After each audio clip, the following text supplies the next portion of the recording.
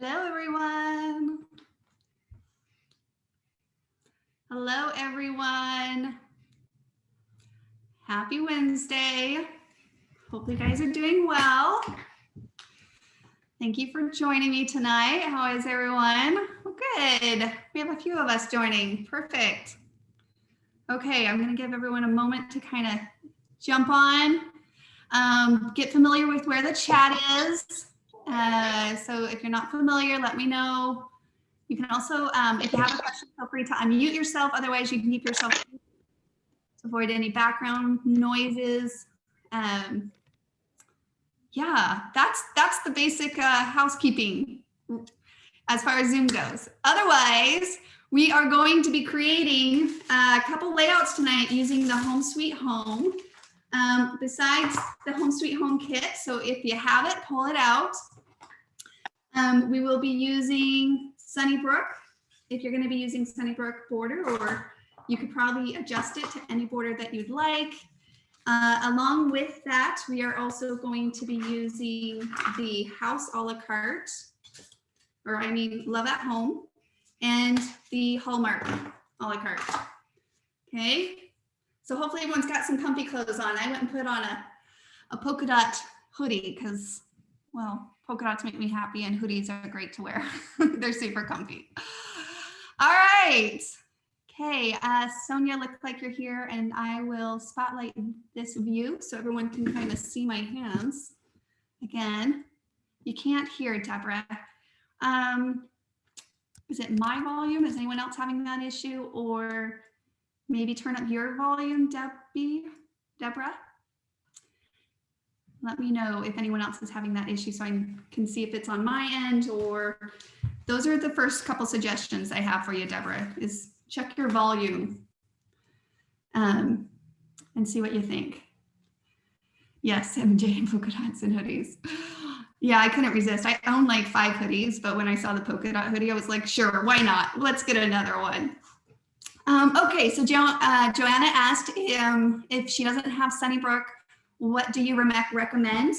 All right, really start needing to have that in my mind. So when I think of borders, and in this case, I think of the design that we're going to be doing, we have this kind of leveled design going here. And then we have this little small one down here. So I would say the next border that might be able to help you accomplish similar. Well, you know, really any of them, like Clara Lane, if you have Clara Lane, or Abby or Aspen, really any of those could work in this case. And when we get to this part with this skinnier Sunnybrook, another option could be maybe like a Cascade Trails. Do you have anything like that? So Joanna, if you're, you know, kind of pulling from your stash, when we get to those steps, I'll kind of throw in some alternatives so that that might inspire you as we go along as well. Okay. Deborah, mine is all the way up, but I wonder if it wasn't just me. Well, definitely if it is. Okay, you're good now. Perfect. I'm glad. All right. Okay, so we have all our supplies. So from designer templates, yes, Sunnybrook, Love at Home, and the Hallmark a la carte, which I love and is probably overused often. And then on top of that, let's go ahead and open up our Home Sweet Home kit, which also has a couple other additional designer templates, of course, that we'll be creating with. Perfect for either previous, maybe Thanksgiving or home memories, layouts that you can use previous memories with, or upcoming, so you can probably get ahead of the game too, say for like Thanksgiving memories. Yeah, it's a little, I remember on Monday when it was November 1st, I was like, I cannot believe it is already November. So, but I do love this time of the year. It just seems to come fast, right? Yes, Joanna, random question. I need iDibook 2, how do I get it? Joanna, we actually did a couple print runs on that one. We are looking into doing a digital version, but we're working on some technical just to get it up in the shop from a digital but that's probably going to be the option from us. Otherwise, you could post it in like the looking for group and see if anyone happens to have one. That's the options at this point. Otherwise, it's not available, and we probably won't be doing another print run on that, but we will look into getting some digital options available. Just need to work out some technical things. You think it would be easy, but it's not as quite as easy, unfortunately. All right. I love this paper. I love this paper. I love each one of these main sheets. This one's just so fun. Again, like whether it's from more of that baking or more of a home center feel, it just has that warm coziness that goes about it. One of my ultimate favorite flower patterns. I just love that color palette. It's unique and different, not quite as common. And I always love that little twist on that. And then of course, just these adorable fun houses that can inspire you along the way too, because truly, right? There's home sweet home, nothing like home. All right, and then of course you should in that pack have some title cards. I'll throw out some alternative options as we go so that you can customize if you want. But other than that, we are going to be creating these 2-page layouts. Okay, so we're going to start,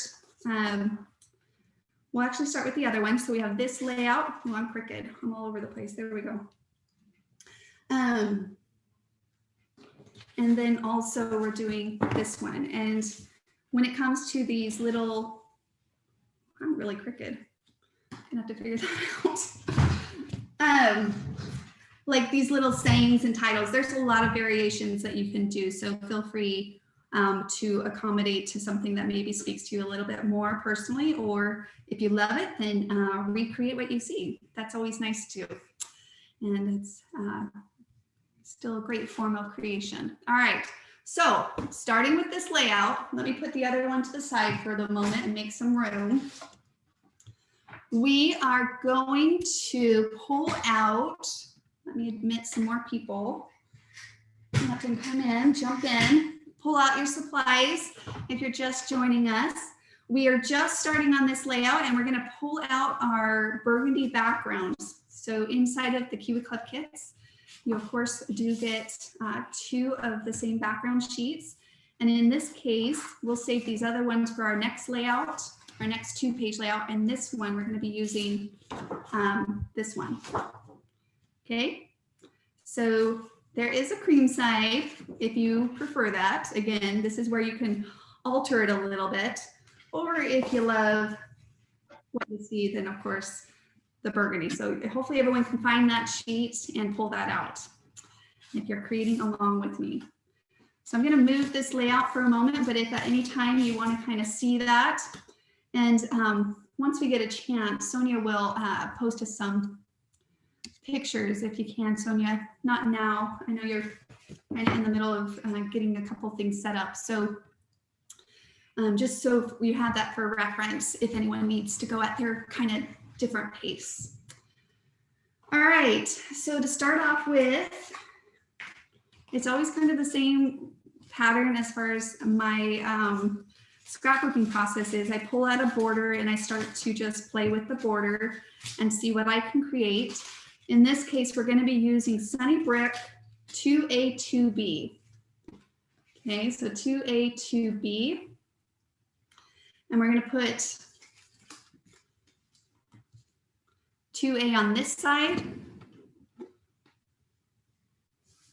And then you're going to take the matching pair and you're going to put it, and they're going to go right across from each other. And you'll see how these continue on with those sizes. So putting the 2A over here and the 2B on your right side will allow them to continue to cut. So you think, oh, well, like I'll put it this way. It won't be that same look. So we're doing across each other design. And so in this case, I want to make sure that those line up on that one edge. Okay. And then we're also going to be utilizing Sunny Brick 1A and 1B. And those are going to go down here towards the bottom of our page, probably about 1.5 inches from the edge, the bottom of your 12 by 12 background sheet. That canvas that we're kind of working on top of. Hopefully everyone can see that. Good. Okay. Now, as far as the other embellishments go, we're going to add a couple of photos and accessories. And usually I play around with my embellishments first, in the sense of just being inspired by them. And then, of course, you kind of move things around. But in this class, we are going to just lay these, as you see them here, on top of our bottom border. So taking homemade, the homemade a la carte tag, which I just love. So many fun ways that you can use this. If you haven't had a chance, you can also check out, we're going to create these, but if you're looking for more fun ways to utilize these designer templates, make sure to download, of course, always that digital I did book to see fun alternative and just be inspired by other ways to use and get the most out of these tools. Okay, and then the house, the love at home. So adding both of those in. And this all Hallmark, we're going to use it later as a tuck-in, but you can see we're going to use it and it's going to give us a nice place to add some journaling and options. But if you're not a big journal, I'll show you alternatives to that. Okay. Then over on the right, we're going to take our teapot and our rolling pin, and we're going to place that on there. And since I'm not pulling out my title cards yet, we'll save that. Usually when I design, I necessarily don't pull in title cards all the time. You can. I'll use the photo set sometimes. So you could take one of the 3x4s. And the great thing in this too is if you prefer to put a photo here, like if you have another need for a photo, you could swap that out for a photo instead of maybe another sentiment card. So lots of options there. So I'm gonna keep throwing variations, but you can keep doing what you see, or you can say, oh, I think that speaks to me. So, okay, then from a photo point, if you want to get that full visual, I'm using the photo mats just so that we can get that full visual as far as spacing goes, sizing goes. And these are 3.5 by 4.5 photo mats. This one's a 4.5 by 6.5. Okay. And then on the other side, we have a 5.5 by 4.5. And I love tucking when I can. Kind of gives just this cozy, more collective look.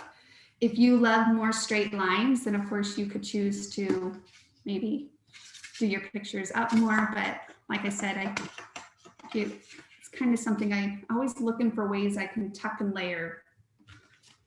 And then also we'll pair that up with a 4.5 by 4.5. They fit nicely in there. Now these are photo mat sizes. So when you do go add your pictures, if you want to mat your pictures, we'll be matting it with this piece of paper that we delegated out of this kit for this. Otherwise, again, the photo mats, you can add your photos when you get them. If you have your photos and you're going to be adding them tonight, then you can add your photos in that way too. Okay, so now we have our basic layout designed. Let me admit some more people. I'm sorry. I don't know how long they were there waiting, but I just let them in. So if you're just joining us, we just laid out the first layout. And so feel free to take a screenshot and kind of design the layout as you see here. Once we get it designed, and this is just great because you can kind of move forward with a little bit more of direction and confidence in what your end result is going to look like, right? For the most part. All right. I always love starting with my borders. I get an instant gratification from seeing a border cut and inked. It makes me really start feeling like my layout's coming together. And it's a big portion too, as far as design, like pattern design comes. And so it instantly starts bringing it to life with the colors and the vibrant patterns and all that stuff. So we're going to be using the flower pattern, which on the back is a yellow. So if you want to find that sheet, pull that sheet out. We are going to be using that. And then the other border, we're going to pair it up with the plaid. And so the back of this one's kind of this, I don't know, like a brown, like a light brown pattern. So hopefully that works. Did my video just go off? Hold on. Give me a moment. Oh. There you go. You're back on. Okay. Perfect.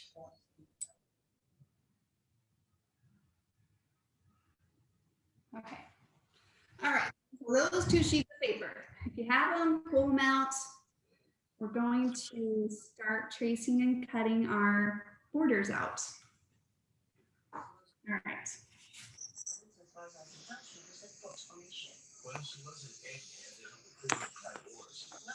Now I will say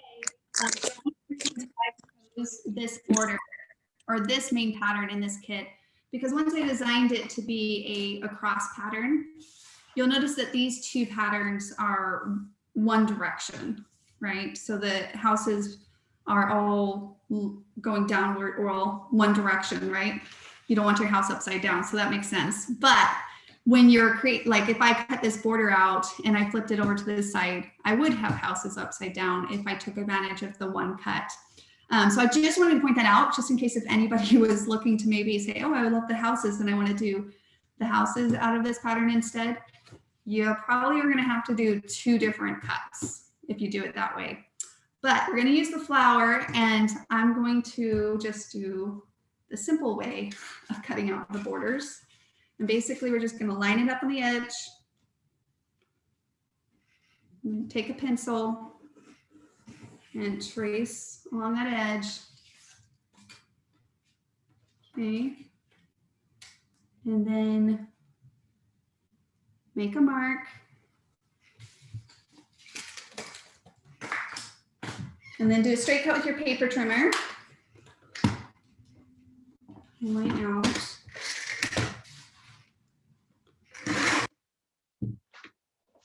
And then that's where we can just do the one cut.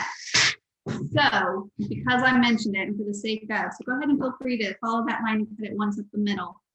But say if you did want to do this house, because I was telling you about the pattern, to kind of pay attention to patterns as you go about your designing. Like if there's a pattern that you really love, you want to design with that in mind, then I would trace this one out and I would cut it. But unfortunately, if you really want to do that, I would recommend that you just take this other one and then trace this piece out on its own and then cut them 2 times out. But because we used it kind of as the AB, I just need to cut this once and we'll get both of our pieces by the one cut. So just following your line slowly with a good pair of scissors that works for you. Everyone's different when it comes to scissors. Boy, was that surprising to me when I started to really discover that. And I've probably shared this before, but just within like Debbie, my sister-in-law, and my mother-in-law, or I'm sorry, Debbie, my mother-in-law, my sister-in-law, Shiloh, we all three have different pairs of scissors that we prefer. And we tried using each other's scissors, and every time I use their scissor, I'm like, no, no, give me back my Tim Holtz scissors. So I always like to point that out, though, because it does make a difference to have a pair that is comfortable to you. Okay. If I'm going too fast at any point, you guys let me know. So you can trace cut ink as we go, or you can ink all at the end. I'm going to go ahead and ink this first piece. I always like to ink my first piece that I cut out because it just makes it, I start to feel accomplished, right? Like I start to feel like it's coming together. And the inking really gives it a nice structure and makes it feel finished and just kind of that quality look. And so I always like to especially ink my first piece. I guess I should ask, is anyone new to Kiwi Lane so that I know if we have any newbies? And then of course, if you have any questions, just let me know as we go along as well. Don't mind answering questions. So we're just using this, I use vintage photo, feel free to use whatever you want. But for simplicity, I usually stick to the one color unless I'm really feeling ambitious. But ultimately, it just always works. It always works with brights, darks, lights, all the above. Owens, even though all laugh at my big Fisker scissors, I still prefer them. Oh, yeah, I think I'd probably be one that would laugh at you as well if you're talking about like big Fisker scissors, if that's what you're talking about. But good for you. You know that it works for you. And it's also good that you know that people might laugh at you, because I probably would be the type that would laugh too. Like, what? Only because I had a friend, Mindy, pull out these big honking scissors and I was like, what are you doing? She's like, they work for me. And I was like, okay. But I did laugh at her. It was a kind laugh, but I still did laugh at her. So if that's what you're meaning, your big scissors, I think I know what you mean. Okay. So one layer down, and you can see it really, that first cut, that first pattern being added to your layout, it really does make it start feeling like you're getting somewhere, you know? You're getting somewhere. So I always enjoy that feeling. Oh, it's Gail. Okay, the friend with the big scissors. Oh, Gail Owens. Yes, Gail. No, I only see Owens. Yeah, Gail. Okay, I don't feel bad laughing at you then. All right, any other questions? We good? Okay, let's keep it going then. So I'm going to take the other border and we're just going to do the same thing. We're going to take our one side of it, lay it up, and then take our other side and trace it out. Definitely, I think sometimes we can overthink it and just different things, but it's really kind of the same steps. You're just gonna trace, cut, and then ink replace after you get that designing done, which is usually where I allow myself to kind of take a moment to design. And in this case, it's always nice with the class just to kind of work through the steps together. All right, so let's do a straight cut. My paper trimmers, always, you know, everyone always asks, it's a color pillar. I'll just throw it out there because I do get that question often. But it's a good hefty cutter, but I have to keep it over on the side because it's too big for my table. All right. And then we'll follow that line and cut it once up the middle.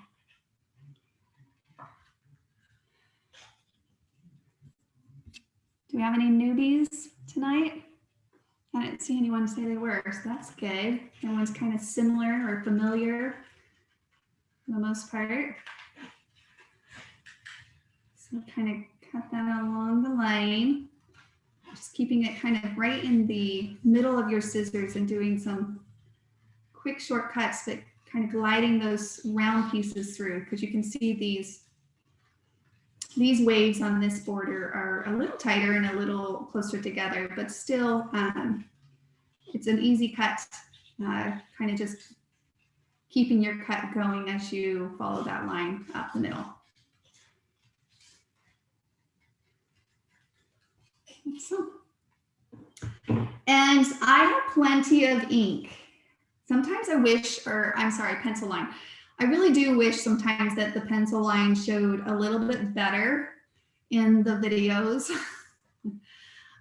One, just so, I don't know, if you do have pencil line, you don't have to be like overly concerned that you're alone in that. No, I mostly have pencil lines and then I just ink right over them. I've learned to just kind of trust the inking fit step And so I don't even focus too much on it anymore. I just learned definitely that inking always resolves it, unless of course like they somehow smudge way off, then I'll take the time to erase it.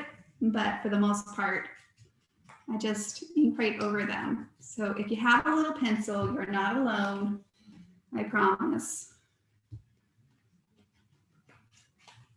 But, all right, in this case, I'm going to ink, well, on both of those borders, I inked the top, but I don't always ink the straight edge depending on the design that I have. But in this case, we do have it.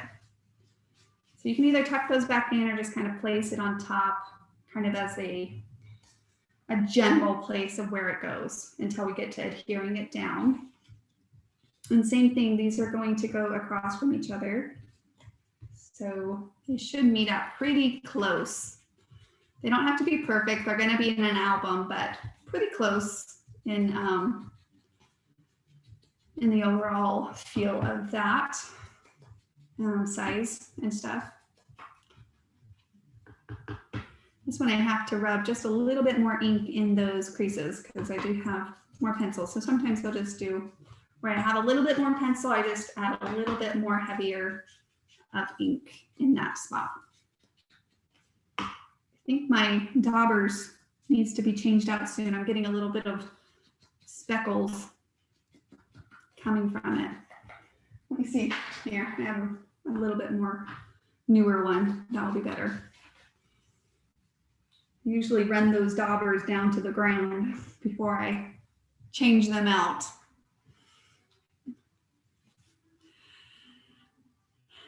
Ink is the magic eraser. It really is the magic eraser. And I do love magic erasers in general. They do work wonders, but ink is the magic erasers for scrapbooking. I agree. Terry, inks, I'm behind. What are the borders cut out so far? All right, perfect. I'm gonna let everyone else get their borders cut out. So we have Sunnybrook Lane 2A, 2B, Terry at the top, and Sunnybrook Lane 1A, 1B. So if you want to get to that point, those are the two borders. So Sunnybrook 2A, 2B, and Sunnybrook 1A, 1B at the bottom. Okay? You bet. All right.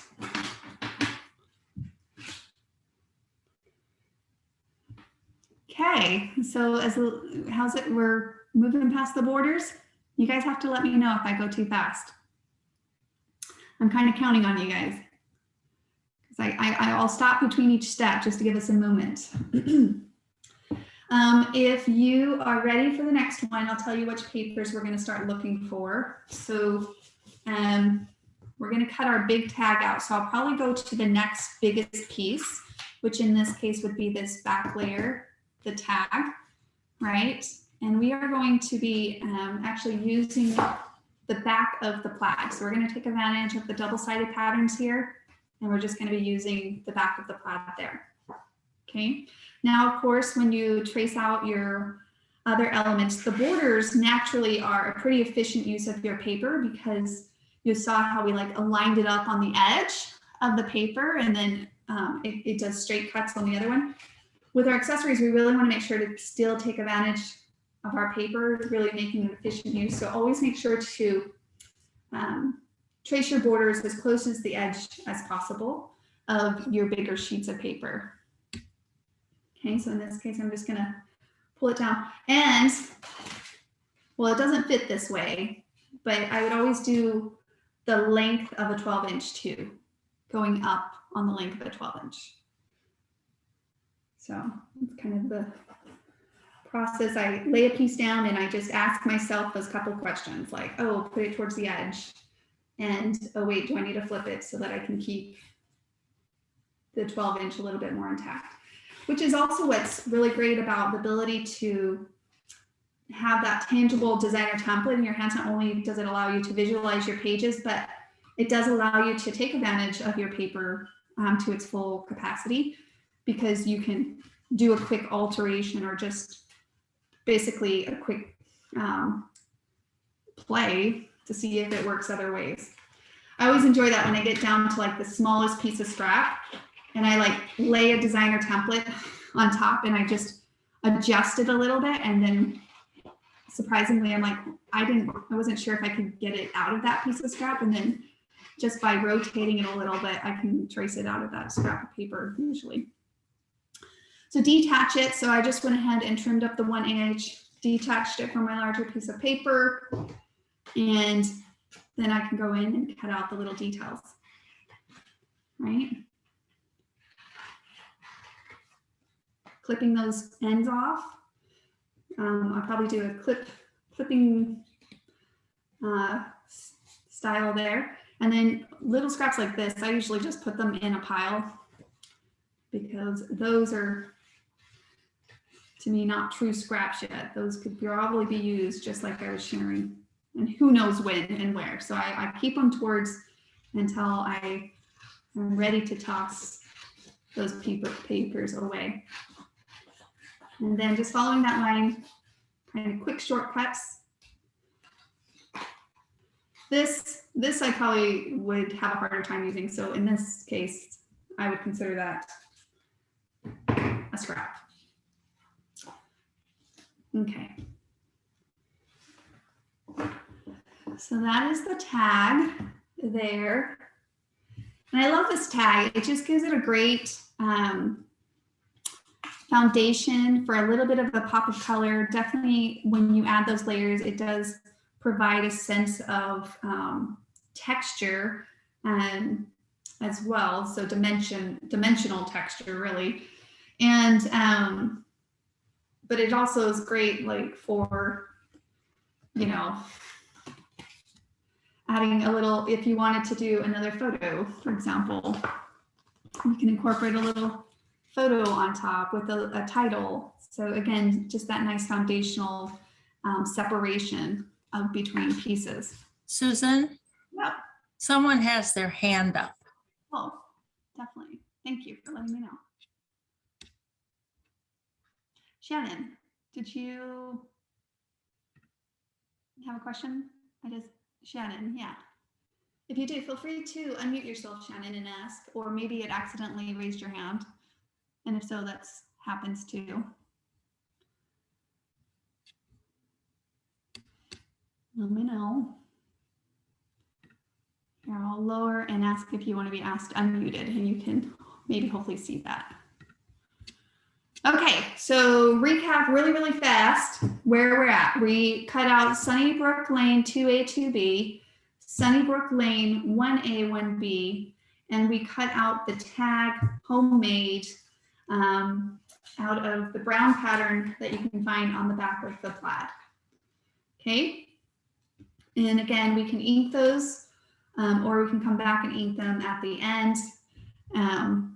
But for the next step, so what we'll do is we will pull out our title cards. Okay, so we're going to pull out our title cards here and trace out our hallmark. So I mentioned that I used this here so I can show you guys again. That says, at the heart of every family tradition is a meaningful experience.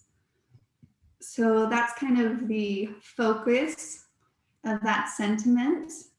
So if you're wanting to use that one, then you're basically just going to pull out this 4x6 title card.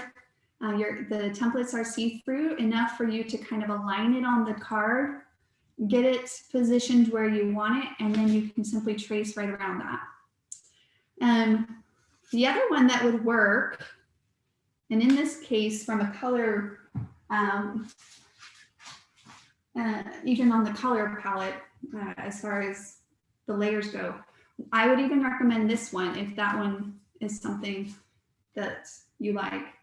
You would have teal next to teal, but we could probably switch up the house a little bit. This one says, our home where memories are made, tears are shed, love is felt, and refuge is found. You belong here. That one actually is a good sizing as well for the Hallmark designer template set. So those are two recommendations that could work within the size of and the design of Hallmark. So feel free to pull one of those out and try that. I'll go ahead and do the other one just so that kind of can see two options for this, but here's the other one too, so that you can see that one. So again, just line it up and then trace around that design. And to make sure your sentiment fits inside of your Excuse me, design. Susan, Mhm. which template are you using? Are you tracing right now? This is a Hallmark a la carte. Okay, thank you.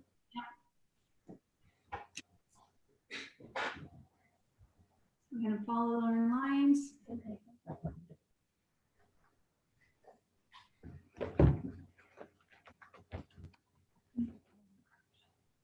So on these designs, kind of focus on using your, not your cutting hand, but your other hand, depending on your left or right, and kind of using it to guide it through your scissors. How to go about cutting, right? I'm gonna write that down. There we go. Hey, Susan, I jumped on and I put the picture link in the chat. So it's a link to the picture of this completed layout so people can view it.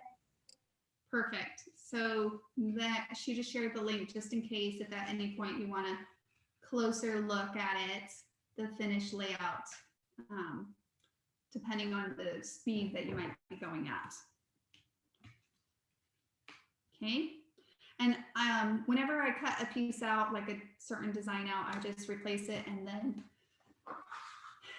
if I'm really being good, then I'll put them in a tray or something to keep it nice and my table is as tidy as possible because it can get out of control really, really fast. So, or a pile or something like that. All right. I love this Love at Home a la carte. It's one of my favorites. I love the simplicity of it, but I love it just, I probably could design with different patterns and colors and just have so much fun just creating like 20 houses because I just think it would be so cute. So I think it's really, really a cute set or a piece. All right. Now, as far as the house goes, let's pull out our pieces of paper. I'm going to put the title cards to the side again. And we are looking for this polka dot. We're only going to use a little bit of it. It has like an orange scallop on the other side. So it's like orange scallop and teal polka dots. So that's the piece that we're looking for there. Okay. Now we are going to add a different layer roof on. I always think that's fun. And you can add as many different, you could do the chimney a different color. Again, lots of fun ways that you could design up a house with just little details. But for the most part, we'll do only a few layers here. Since we are going to be doing 2 layouts tonight. And then we're just going to trace that on the edge. So again, making sure to be as efficient as possible of your paper. So keep it towards your edge. And then we're going to trace a full one out and then we're going to layer those other pieces on top. Does it matter what direction you put this in with the swirls on the back? No. Okay.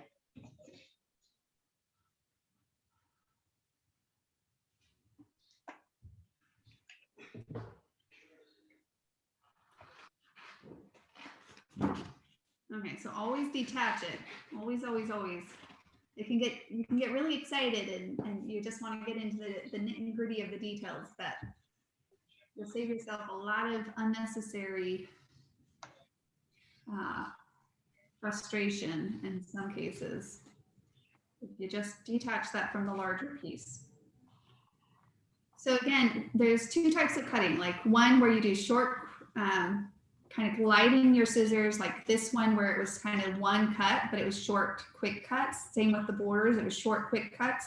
Sometimes with these designer templates, I do more of a clipping type of cutting where I cut one piece and then I clip into the next section. And then I clipped in and then cut. And then I'm going to go to the top and I'm going to clip on the top of the roof where that chimney is. And then I'm going to clip the other sides.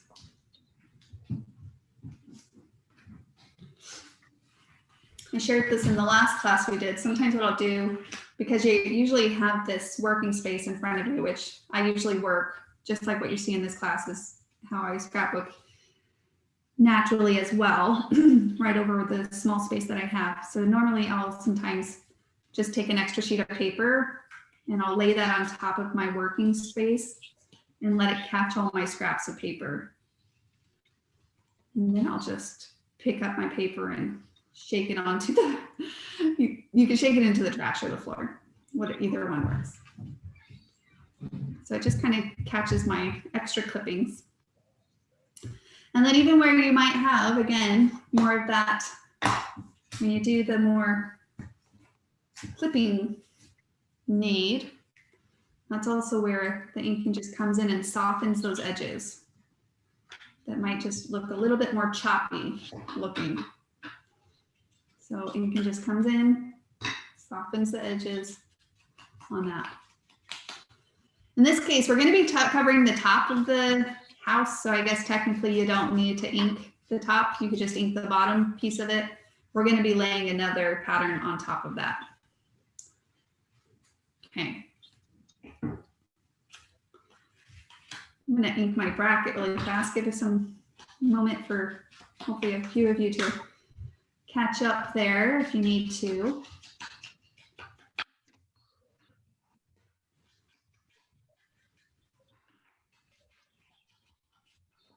Even with these darker patterns, like the inking really helps. Sometimes give it a little bit of shadow effect with the darker patterns, which is nice too. All right, let's cut the roof. Let me see what's on the back. I can't remember. Huh. What pattern is this? It's got a cranberry. Oh, you know what? I think it was one of the title cards. Let me find which one that was.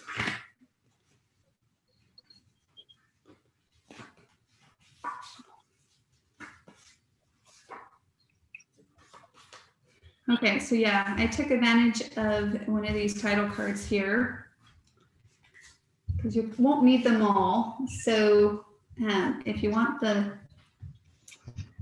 teal on the top, I basically just used this top portion of this. So go ahead and pull out. If there's one that you love more than the other, then hold on to it, I guess. But both of these have this lighter mint color on the back.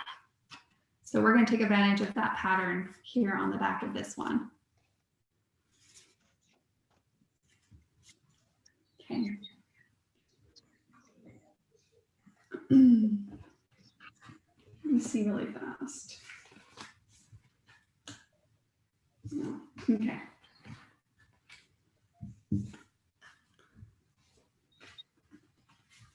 With the designer template. So in this case, we're only going to cut the top part of the house. So if you use this card, you could still save the title part, but we're just going to cut out the top part here, which is going to have the pattern on the back part. So if you trace it out of the top of the card, and you can still trace it out on that side that you need it. Make sure your chimney is, if you trace it out on the right side, then you want to make sure that it's the same direction. Okay, so just where those peaks of those houses right there, I'm just lining that up with the edge of the paper and then tracing only that top part out. Again, so we're just going to trace another layer of that out. Like so. And so we'll just do a quick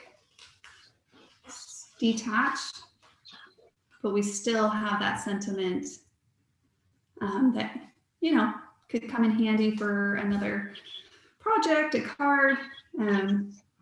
Actually, that would be a good sentiment for a card. we can use our scraps to make some quick cards. You'll have enough scraps to make a few cards if you like.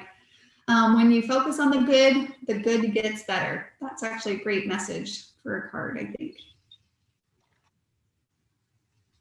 Okay, so we're just going to clip the top of the part out again of our paper.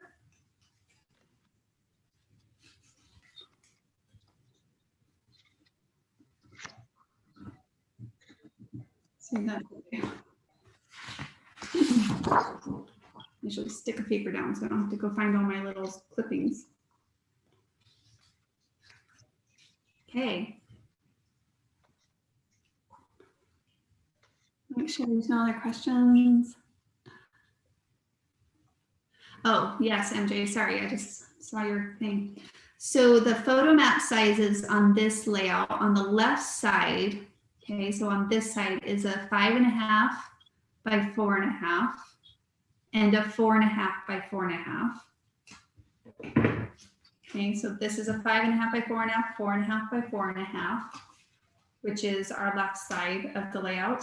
And then over on this side is 2 3.5 by 4.5 and 1 4.5 by 6.5.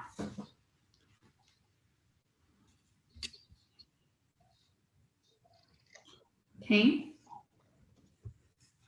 So if you have any pop up, I would recommend popping this up on your house. So with these added little layers, as you add some details to the different design or templates and, you know, customize your house, basically. You can, of course, adhere those down or use a little pop-up. These are always great places to add a little pop-up. And I like to just go ahead and adhere these pieces together to make them one piece. So I like to just take those, and even though usually I save the adhering down till the last step, when I'm kind of making these little customized embellishments, I usually put them together as I'm creating them. And then as far as cutting out a little heart, we're just going to take that same paper, so the polka dot, and we're just going to use a little piece, right, to cut out a little heart to add to the middle of our,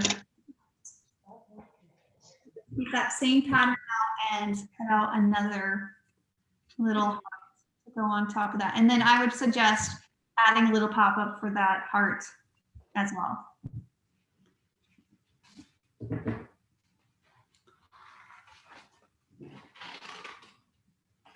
Really, there's so many fun ways. If you want to do little windows instead of a heart, you could do 2 windows, cut 2 squares out and a little door.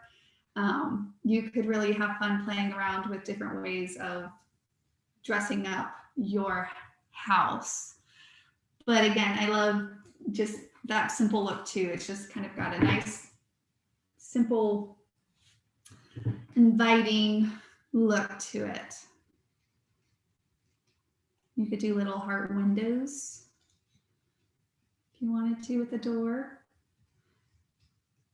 Just throwing options just in case anyone's like, oh, if you're inspired by it, then have fun. Feel free to create it however you want. Trying to think if it would look like windows if I put 2.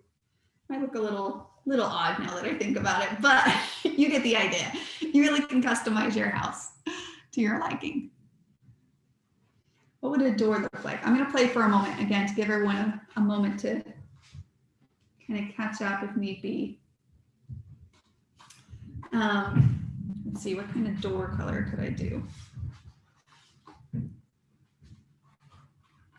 Trying to find a piece of pattern, maybe like a cream. Oh well, you can use a little edge of this one. Probably for those of you that traced your bracket out, let me see. Oh yeah, you'll have like a little section, right, of these corners from your scraps that you could probably, I don't know, I'm just going to see what that would look like.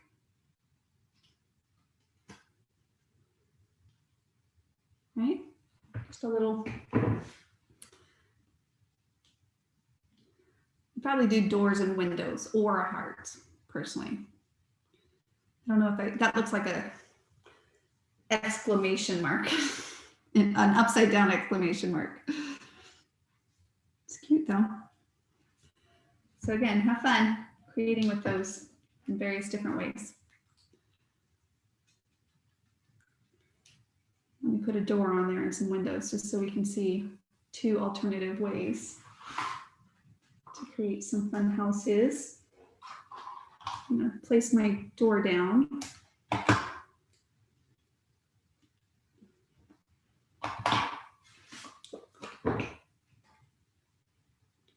And take some pieces out of this other because I know that it's still usable. Not quite a square.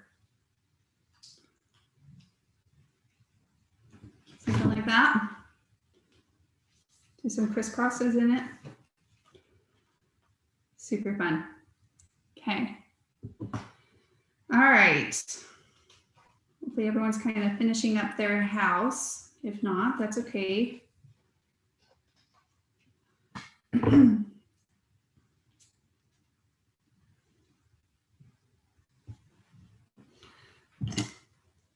I really love the heart look. I don't know, it's really cute too. I think it matches the feel of this layout too, just kind of that simple homey feel. But if you did want to do windows, you could just do some basic squares and rectangles and add a little doodling with some pins if you want. Oh, and we need a little door handle, doorknob.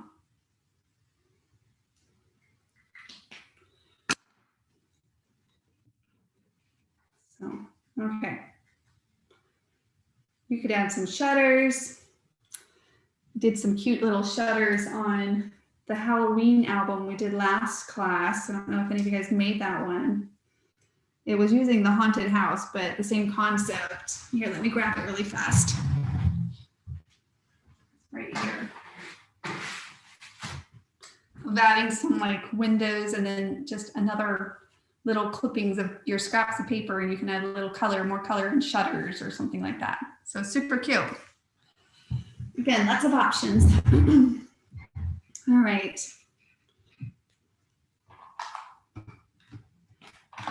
And you can always come back and add a little bit of detail too, if that's something that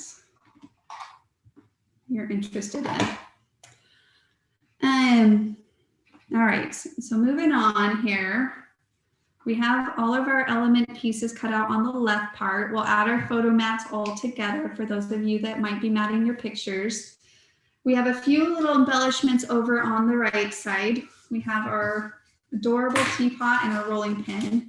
And in this case, we're going to be cutting those out of, let me grab that sheet of paper. Okay, on this one, I kept the teapot very simple. We're just going to do one layer, but on the next layout, we're going to do some layering kind of similar to what we just did with the house. So showing you that you can maybe at times do more of that layering and sometimes just keep it that one layer. This card right here, so this is one of the title cards, has a couple different words that fit perfectly into the rolling pin. Okay. So I used family on this layout. We're actually going to be using gather home together on the next layout. So if you want to use fresh baked, if you plan to use this page for maybe some more of that food eating memories or baking memories, then that would be appropriate, like fresh baked would work. Or you can keep it more general, like a family sentiment there. So two options there. I'll leave it up to you guys on that. So like in this case, yeah. All All right, so same thing, we want to just kind of align that right over the one that you want to trace it out of, and then hold it down with your left hand. And I just kind of hold it down with my thumb and my pointer finger here. And then I trace around that.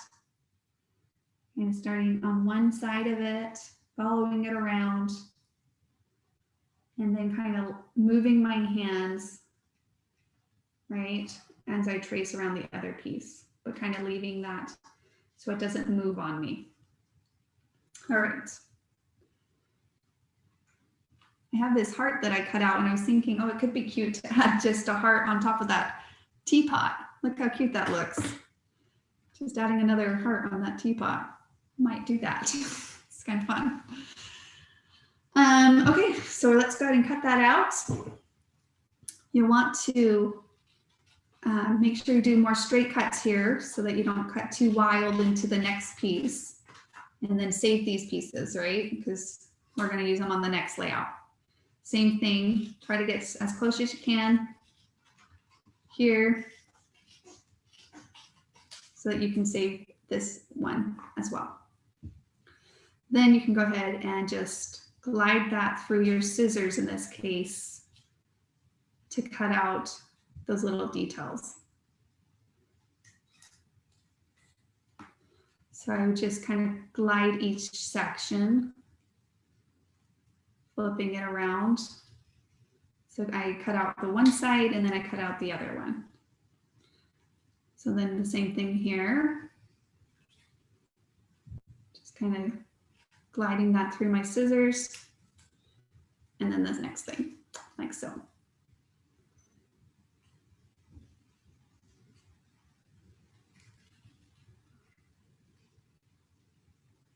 Something so cute about a rolling pin.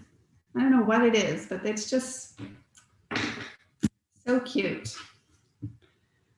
I think I actually own like 3 rolling pins. I don't need 3 rolling pins. I don't bake that much.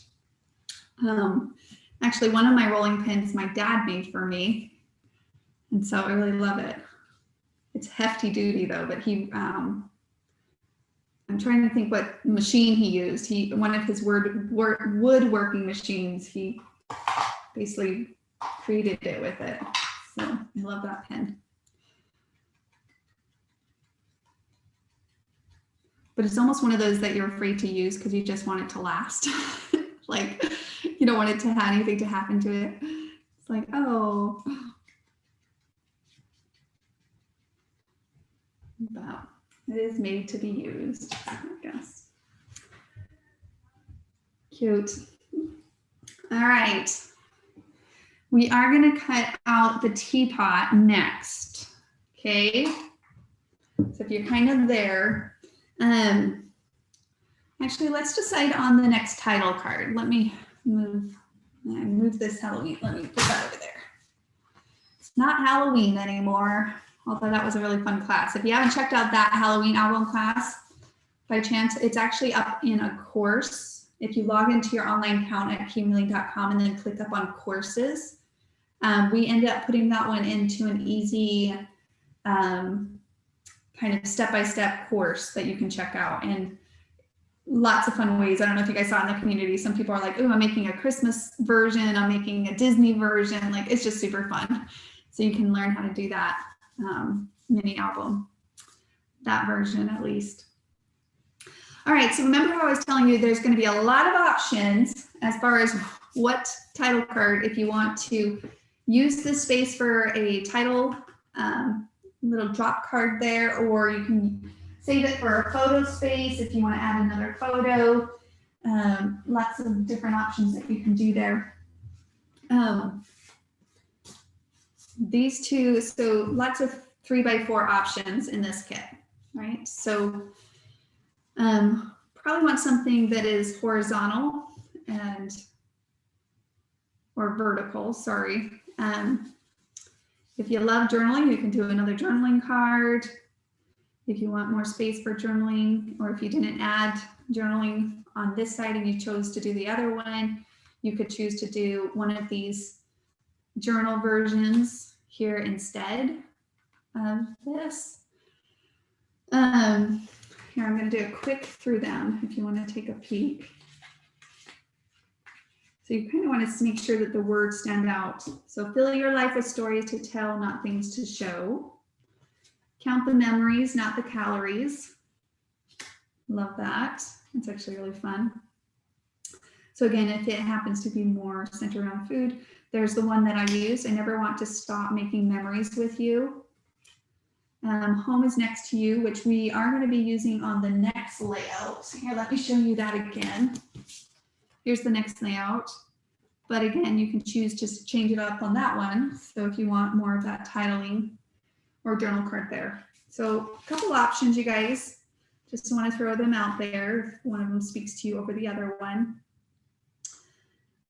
Good food is all the sweeter when shared with good friends. Trying to think what I think of this color on that background. I think it would look better on the teal background, but okay, so again, if you love the saying, which I do, I never want to stop making memories with you. It's a good general one and sentimental one. It's this one. The title is the teal one. So go ahead and pull that out just so that you have it handy.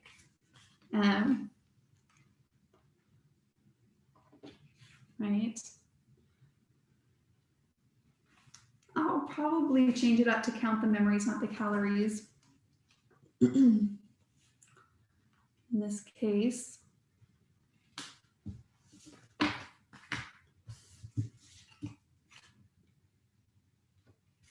You know what?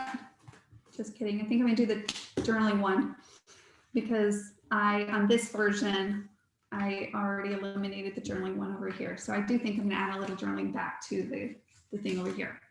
Now, if you're doing this, in this case, I'll probably just keep it full. So let me replace that. Right, to give me a sense of what it's gonna look like. I always kind of go through that. Okay. It is cream on cream. So think of that too. I'm just throwing these kind of key things out. So as you go through the process as well, decide. Now on this, if you love that ripped look, some people don't, but if you do, then basically just about, I don't know, a little bit of a ½ inch above the words, you're just gonna slowly tear that top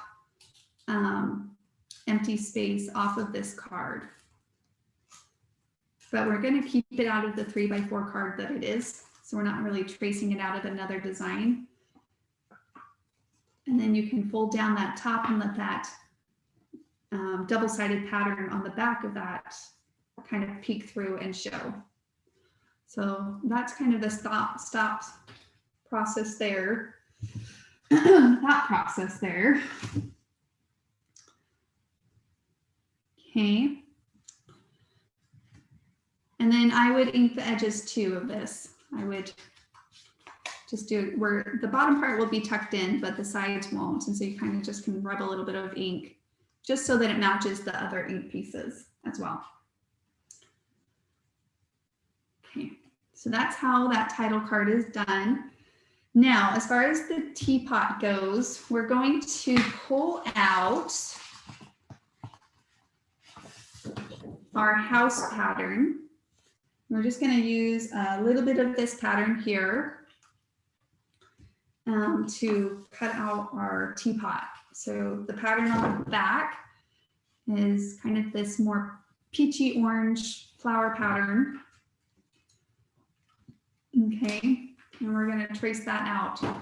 So you don't want, well, I mean, we're only tracing a little piece out, but in this case, I would make sure my houses are the right direction, like not this direction, and I'd keep them the right direction and then just use my paper going with basically the grain of a pattern versus a grain of a texture. But so you just kind of want to look at that pattern and go with that flow in that case.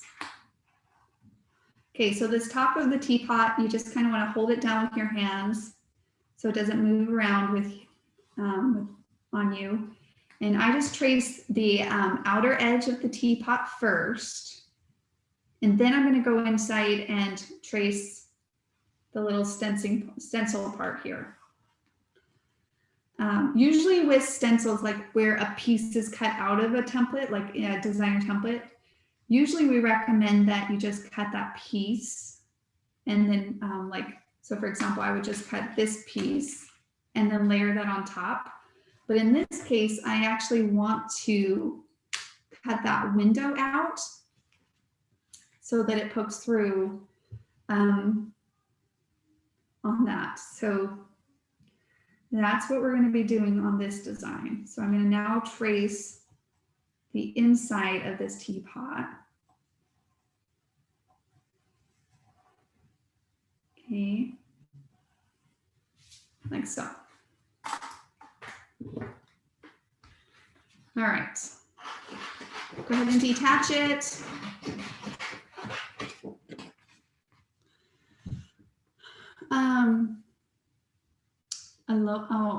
Maybe Gail, that's what machine used to turn wood. It probably is. My dad was just here. He just went home yesterday, or I'd be asking him. I'll have to text him. I'm sure it is. Okay, so same thing. We trace the outside first. So we're going to cut the outside first, and then we'll cut this little inside window out.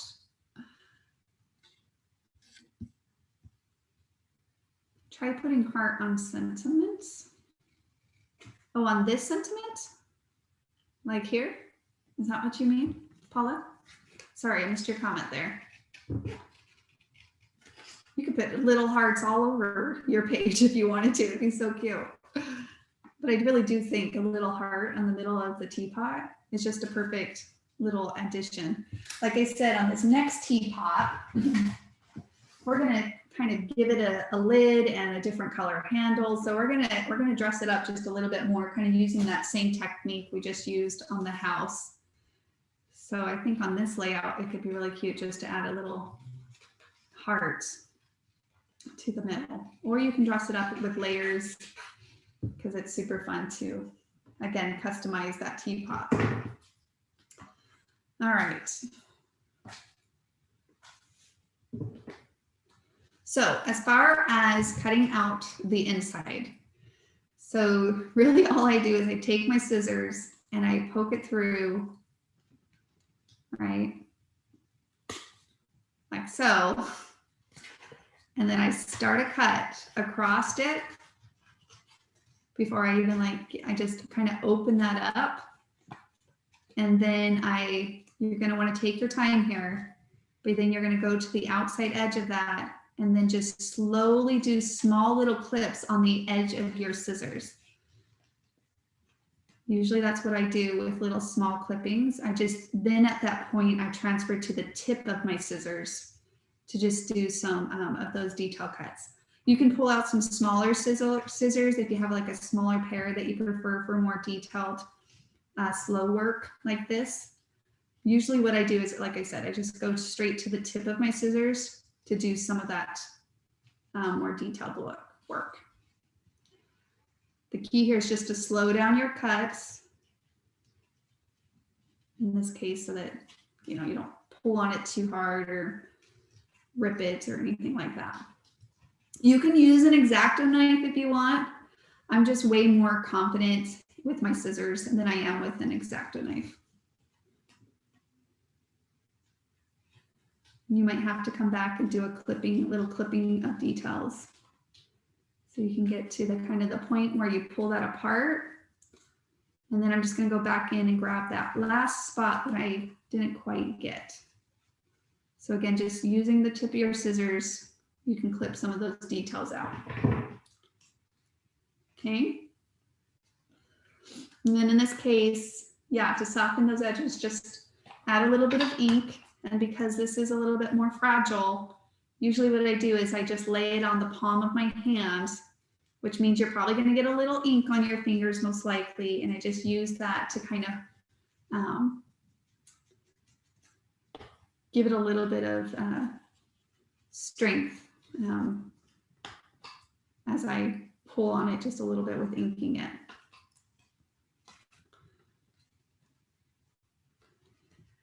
paper is thicker though, it's the nicer, it's something we love. It's just more quality paper. So with the Kiwi Club kits, we work to make it so that we can still make it affordable, but still have that quality 80-pound paper, which I think is just nicer in a lot of areas to work with for reasons like this, where it's a little bit more willing to be pushed around without tearing per se. And it just feels more structured too.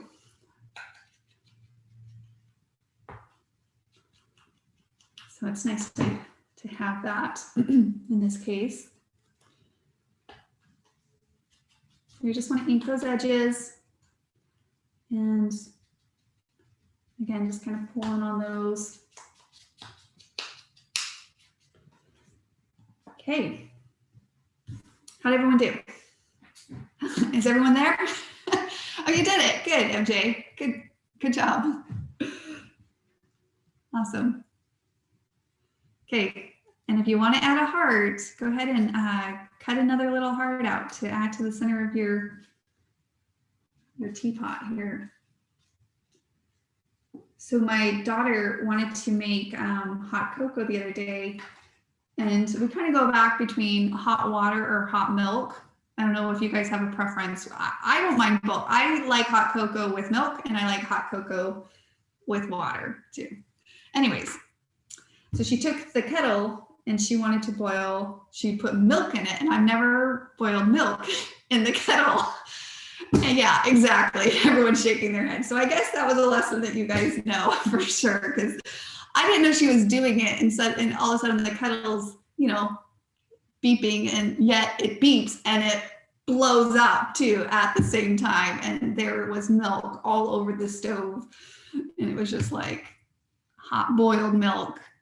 So she's like, I didn't know. And I'm like, I didn't know, but I would have never ever done it either. I think I would have just assumed, but I'm like, that's okay. Clean up the milk.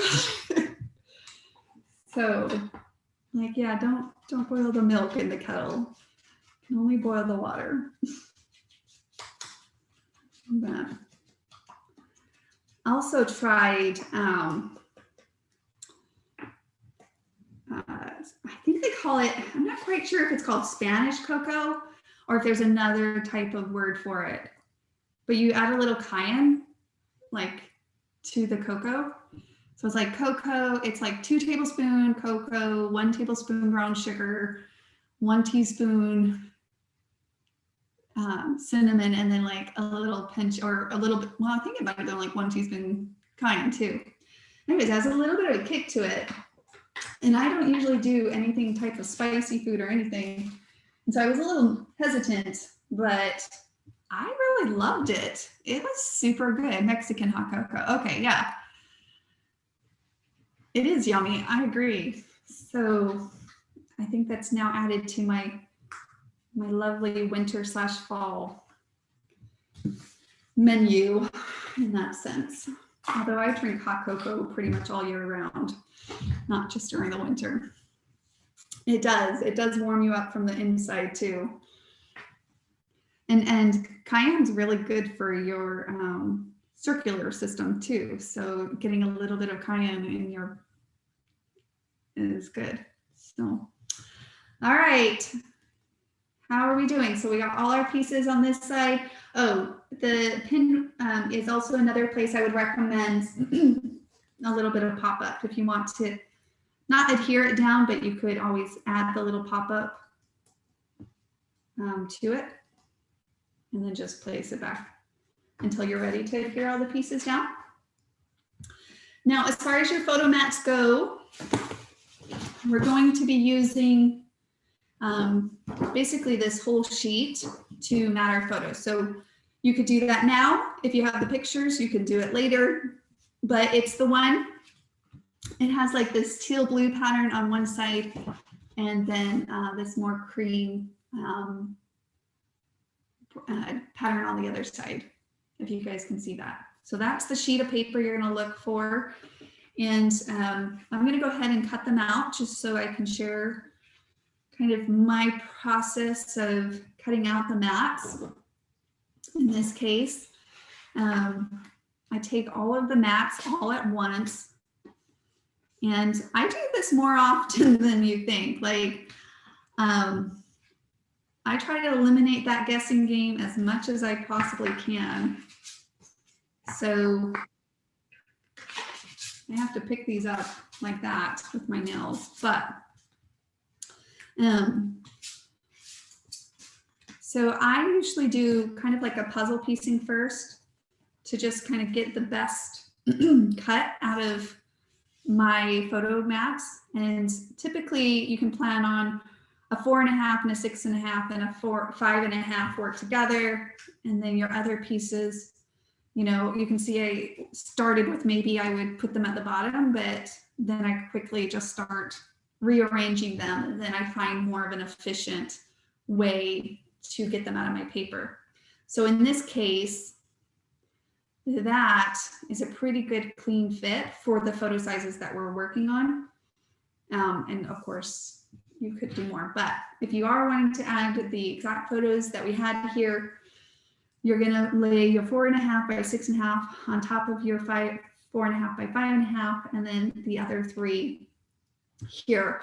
And instead of going this direction, we're gonna line everything up that can be aligned, because then we can do some straight cuts and make it easier. So in this case, I'm just going to mark kind of like right here, and I'm going to measure it again when we get to our paper trimmer, but just so I have a point of reference, I'm going to mark both of our parallel lines here, and then just kind of notate the other directional lines. And again, this one's actually a pretty easy one on the photo mats, but in general, that's kind of the process I go through. So then I take my paper trimmer and I use that first line as my guideline, knowing that it's 4.5. So you can still use, you know, the marks on your paper trimmer in this case. And I do that one. Excuse me, what paper are you using for the photo mats again? So it has a cream on one side, it's like this, and then the other side is this teal blue. Okay, I found it. So go ahead and cut. Basically, you're going to cut a 12 by 12. You're going to cut it at 4.5 inches, and then you're going to cut another 4.5 inches. So you're going to end up with 2 4.5 by 12 pieces. Okay. Then we're going to take one of those 4.5 by 12 pieces. We're going to go to 5.5 inches. And we're going to trim that down. So I know that that's kind of what I was doing. I'll erase those little guidelines there. So I don't have to like keep measuring or keep rethinking it really. And then in this case, we're going to go start with our other strip. We're going to go to 4.5 inches, cut that one, then to go to 3.5 inches, and then go to 3.5 inches again on those. And then I'll just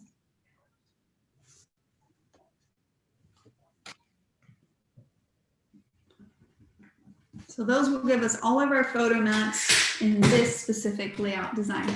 Again, if you prefer not to mat your photos, you don't have to mat your photos. If you like to mat your photos, I'm kind of more of like a half and half. Sometimes I mat my pictures, and sometimes I don't mat my pictures. So this is completely up to you.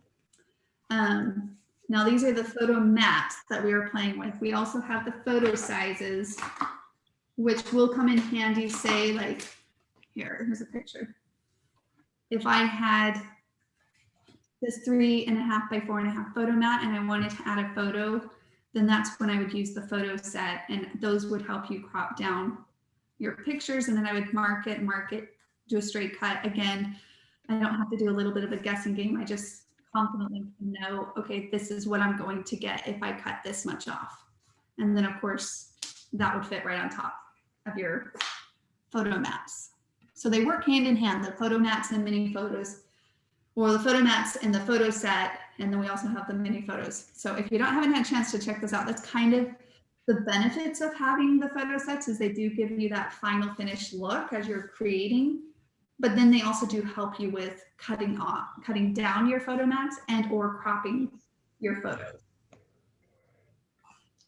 Okay. You can ink your photo mats up.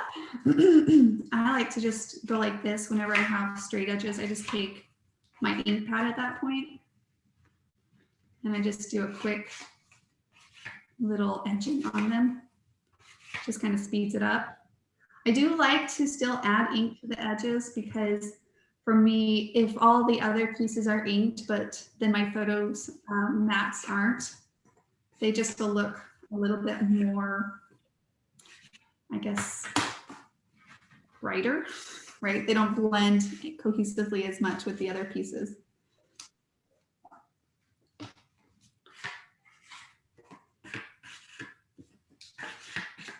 Of course, you could use your inkers or ink dots still if you want a little bit of a lighter, but I don't mind that more edgy look on my photo mats. So that's kind of the way I do it. And I'll put that back over there. And again, I just kind of lay things down as I replace them. I just kind of lay them back down. Oh, I didn't ink my tag yet. So I'm going to go back and ink that really fast. And we'll just go ahead and adhere these pieces down. And again, if you need kind of a look at the layout,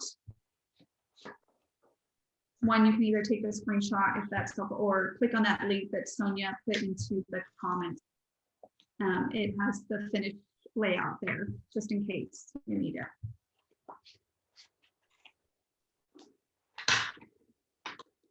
Okay.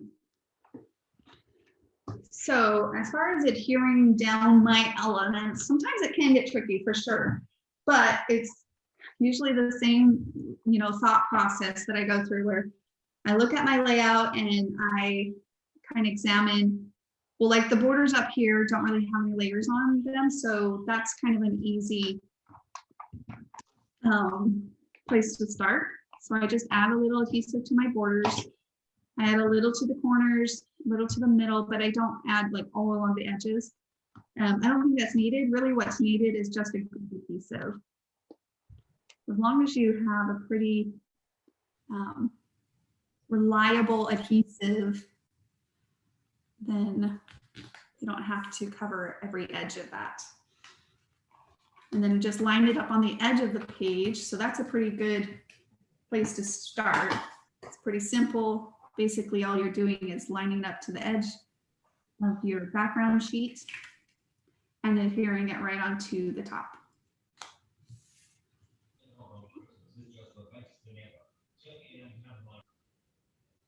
And then we're going to start with the bottom. At this point, we're going to go down to the bottom because I'm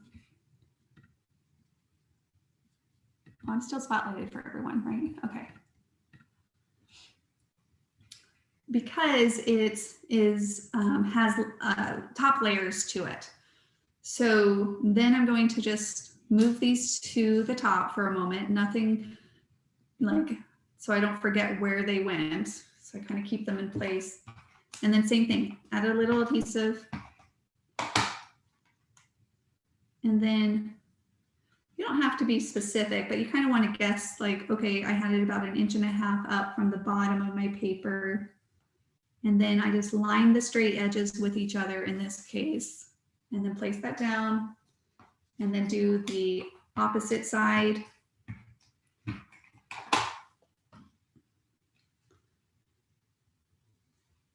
So really the thing to pay attention to here is just kind of what are those bottom layers, and start from the bottom going up. And you don't have to like empty your page to start adhering. You can just kind of push it out of its way and then bring it back down if a concern of yours is forgetting what your layout looked like, which totally makes sense. But yeah, I've had some people ask like, well, how do you remember what your page is? And I don't really take it apart per se. I just keep the pieces kind of where they were going anyways. All right. So again, the next layer would be the tag. So we're just going to move these up for a moment and adhere our tag down.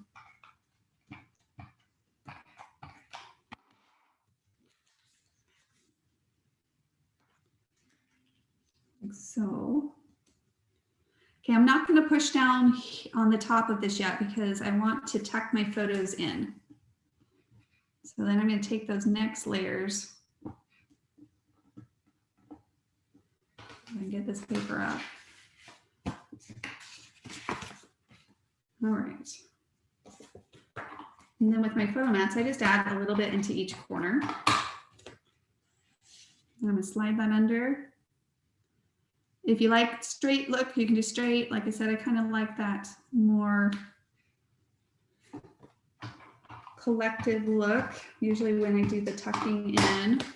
So I tilted them just a little bit on purpose, and you can go up, you can go down. Okay. And then now I'll just kind of firmly just press those layers down all together. And then we'll add our other pieces here.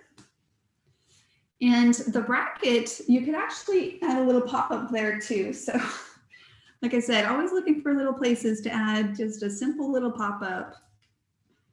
So, and then you can adhere those down, taking off those pieces. So if you want to add any little twine or ribbon, little extra buttons, or you know, you can add little two enamel dots at the corners of your brackets here, or brads, or anything like that. And that's additional little extra touches. Usually I do at the end. I'll do that. So if you have them in your stash, but if you don't, you can tell like it's not really needed to add these type of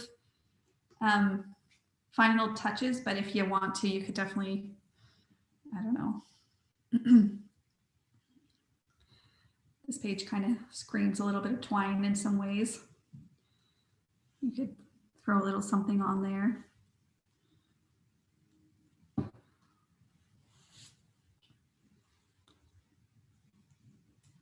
You can even tie it up and stick it underneath, kind of just poking out. A little extra texture if you want. Place that down. Not really needed, but just an option. Okay. And then so our whole left side is adhered now. So we're just going to move over to the right side, and you can start. This piece is on the bottom of this piece. So I'm going to start with my photo mat here. And a little adhesive. And in this case, I'm just lining that up with the edge of my paper, probably about a ½ inch from the edge. And it kind of tucks underneath this little bump on the Sunnybrook as well. Okay. Boy, I cannot put these. There we go.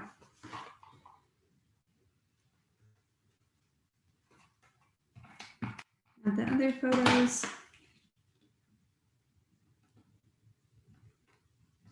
Kind of lining it on that edge too. So anytime you can use find a straight edge to kind of line it against, that's kind of helpful. So just align it here again and there. And we'll add our last pieces over on this side. So kind of tucking that in. You can tuck this into the border. In this case, I'll kind of lose them anyways because I have the rolling pin layered there on top. Add a little adhesive to the top of your teapot. So.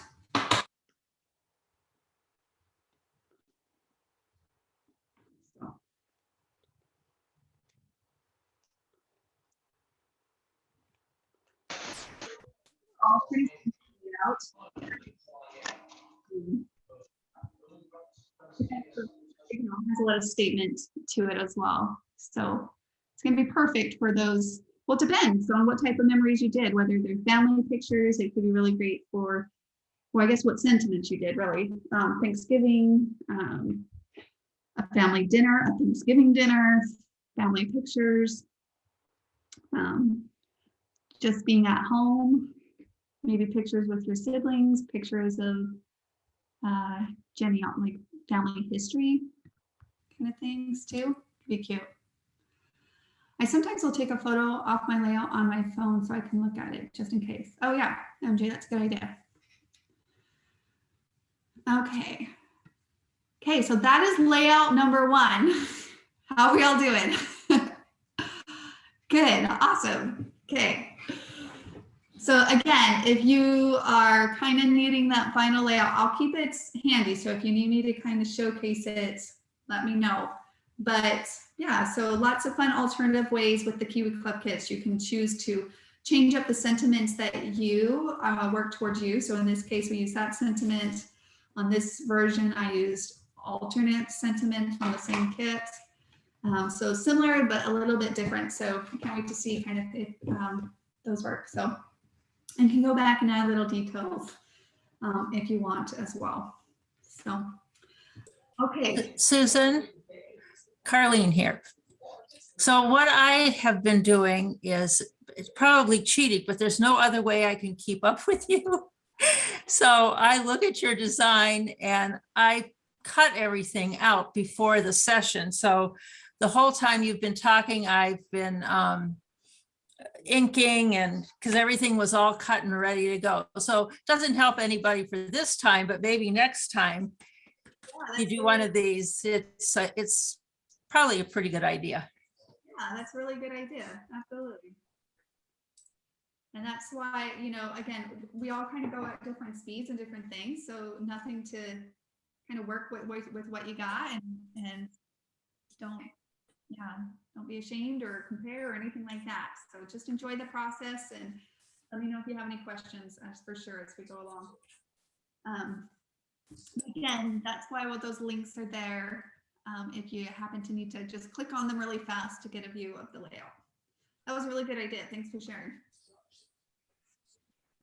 Okay, so I'm going to move on to number 2 then, if we're ready for it. For the most part, I'm looking to see what you guys. Yes, no, give me a minute. Okay, all right. And Sonia just linked it again in the comments just in case. Okay, looks like most of you are not getting a thumbs down sign from what I can see. So, okay, good stuff. Do you guys have plans for what you're going to use that layout for? Like I said, either previous memories or upcoming ones. I'll be honest, I haven't even thought about, I mean, I guess it's only November, so I should give myself the benefit of the doubt, but no, I haven't even thought about what our plans are for Thanksgiving yet. So I guess I got time, but still, it will be here before we know it, for sure. All right, so for the next layout, we're going to take out these backgrounds. It has a teal pattern on one side, this more, I don't know, burnt orange color, kind of red, burnt orange on the other side. So I think that this side just kind of works better in the next layout version that we're going to do, which is this one right here. So you will have paper left over from this kit that you could probably get even another layout done or a few more cards. You'll have some leftover paper in this kit to utilize. So, all right. I just saw someone replacing their adhesive. That's always a good feeling, isn't it? When you realize that, yeah, exactly. That you start realizing, oh, I've been creating enough to need more adhesive. The stinky thing is when you go to get it and you realize you don't have any backup adhesive. That's when you start saying, dang it. Like, Yeah, kind of put a stump in all of that effort. MJ says, I'm going to my cousin's home, our last one before I move to another state. This will be a perfect layout. Oh, that's lovely. Wonderful memories. Going to Austin to have Thanksgiving with our grandson, Marsh. How wonderful. What are the sizes? Did I, on the right side, mats again? Sorry, Terry. It is 2 3.5s by 4.5s and 1 4.5 by 6.5 on that right side. Okay. You're welcome, Shannon. Thank you. I'm kind of getting hungry thinking about Thanksgiving. Maybe we should change the topic. Like my mind instantly starts thinking about like all the yummy food. Oh, there's two things, right? Family and food. Like that's basically summarize Thanksgiving. All right. Okay, so for this layout, we are going to be using Sunnybrook again. So we're going to be using, this time we're going to be using the 2A, 2B, and also the 3A, 3B. So we're not going to use 1A, 1B on this one, so you don't need that one. But we are going to be using the other two sets that come in that, or the other two pairs that come in this set. Okay. And to start off with, we're going to put on the left side, upper right, or upper top, we're going to put Sunnybrook Lane 2B. And then we're going to take the opposite side here, and we're going to put it down on the left bottom on that, or the right bottom, sorry. And then as far as the 3A, let me make sure I have the right one. Let's see here. Okay, so we're going to put Sunnybrook Lane 3A, and we're going to take the 3B, and we're going to put it over on the other side. So we're doing a back-to-back with a top and bottom design. So one on the top, one on the bottom, and we're putting two borders back to back. Right?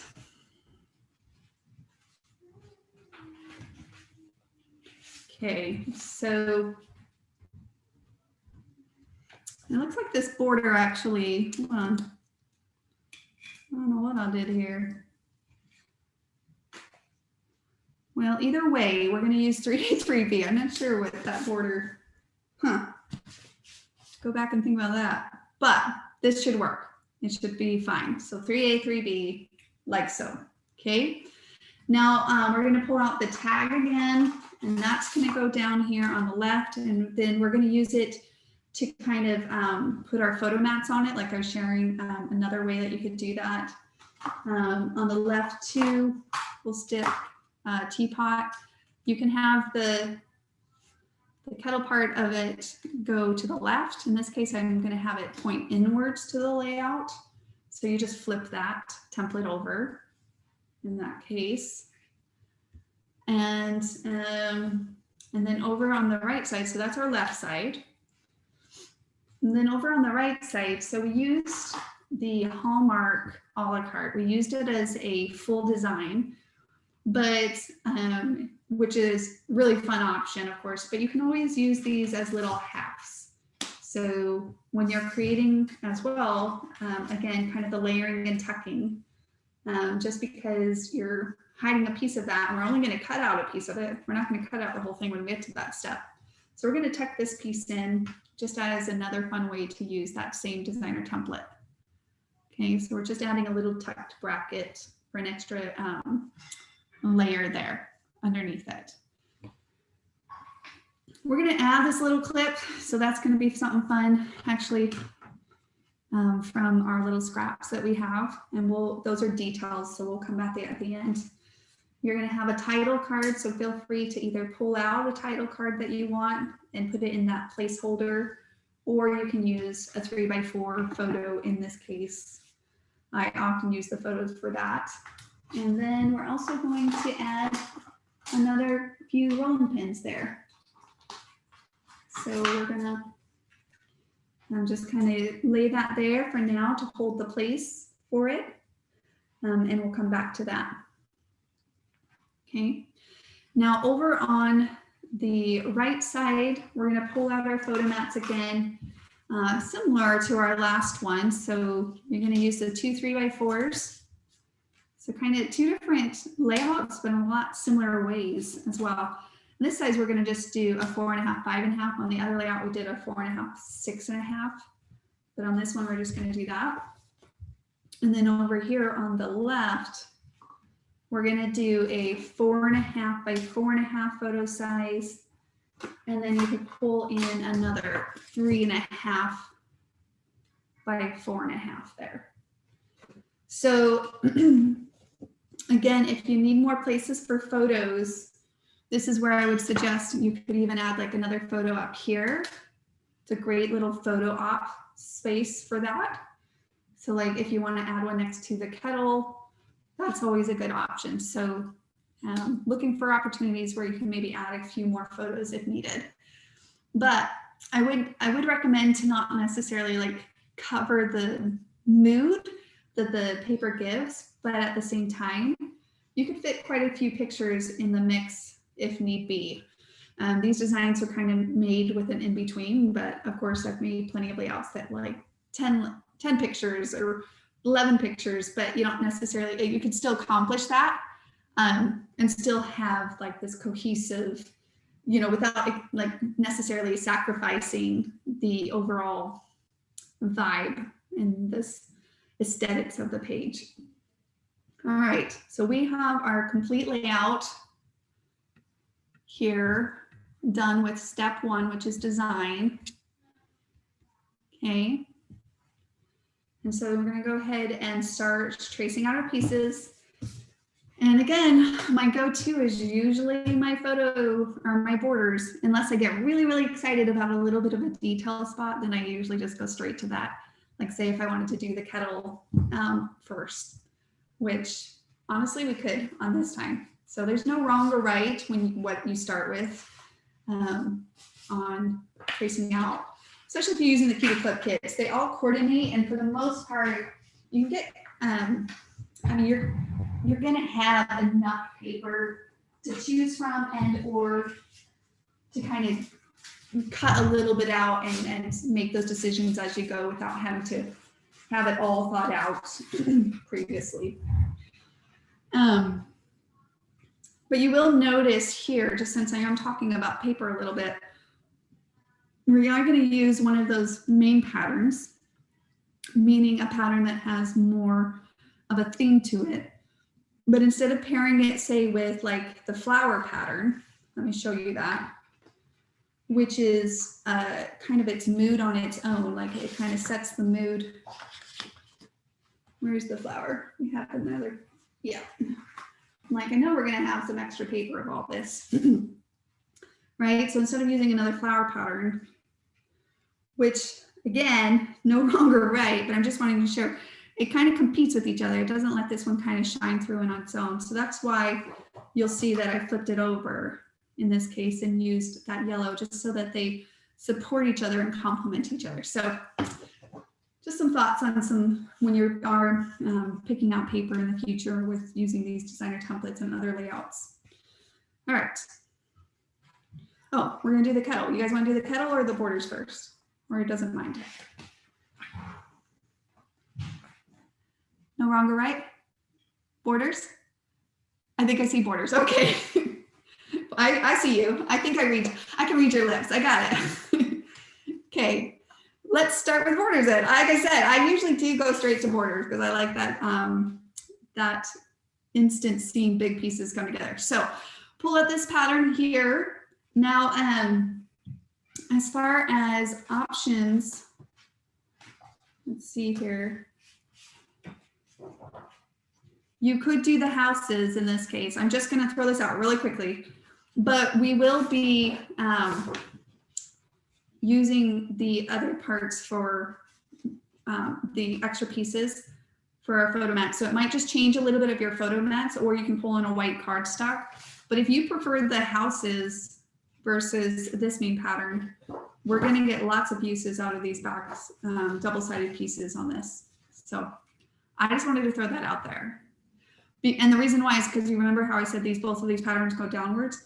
Well, the way that we design this layout with a top and a bottom design, you'll be able to accomplish that with either one of these patterns. So hopefully I didn't throw too big of a wrench in that decision making. So this is what it looks like with that. And I think the sentiments go with either one, right? Like whether it's the house pattern or more of this at home feel of icons pattern. Okay, so go ahead and let's trace that border out. Whatever pattern that you choose, we're going to trace that out of that pattern. I might do the house just so you can see two variations, but you're going to start by taking, the 3A and 3B. Those are the pieces that we're going to cut out of whatever main pattern. And so again, because this border goes downwards, that's the one you want your houses to make sure that they're going the right direction, right? Then we're going to take the 3B and that will be this direction. So when we cut those out, our houses will on both sides of our layout will be the right side up, okay? Or the same thing in the case if you're tracing it out of this pattern. So either pattern, line it up on the edge, trace,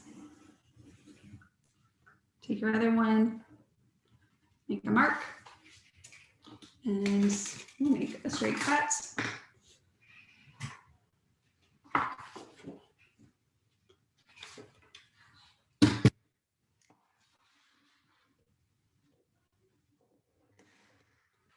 And that mark is, and then we'll cut it one time down the middle. On those.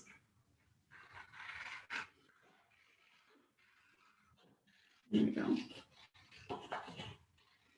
This is a pretty easy border to cut. I actually really love the Sunnybrook border. Between the 3 pairs that we've played with so far, whether you're using them as alone, like how we kind of did, they weren't really layered with each other or back to back, or you could do triple design. Actually, you can use all 3 Sunnybrooks together. It's a really fun border set to have. It's pretty complementary to a lot of different themes and moods. It's not too busy, it's not too subtle. It's a good border set. We're going to be putting some strips in, so I'm not going to worry about inking the top edges of these borders. And usually that's the case whenever you do a back-to-back design.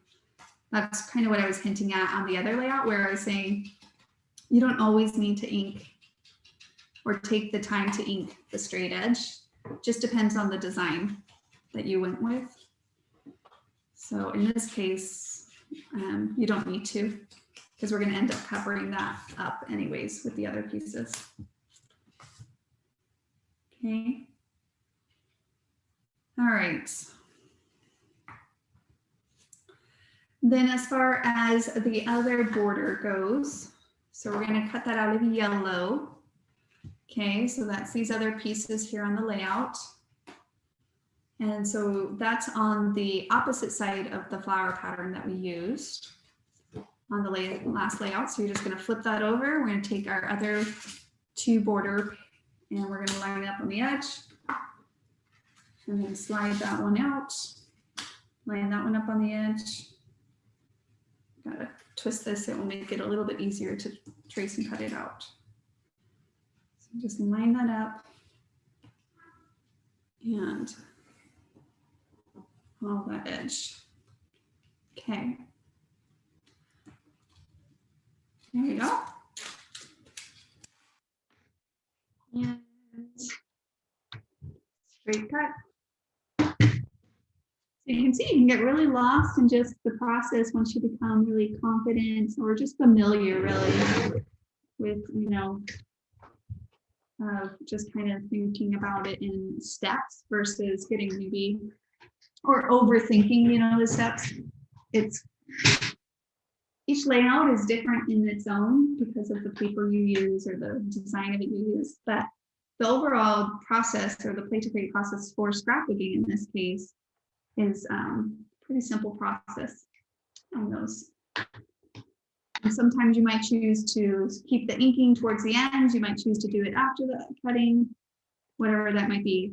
Usually the first step is just giving yourself a moment to play with the designer's templates to kind of come up with an infrastructure, I guess, to kind of build around, right? To kind of visualize that design, and then just taking one step at a time, one layer at a time. When you start to look at it as like trying to figure out each piece before you, then that can be a little overwhelming. So just taking one piece at a time. Okay. This is a really pretty yellow. I love that yellow. It's pretty.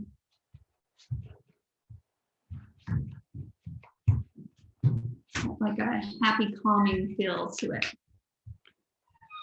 So same thing with this border. You don't need to ink that straight edge. You can just ink the other three sides of that.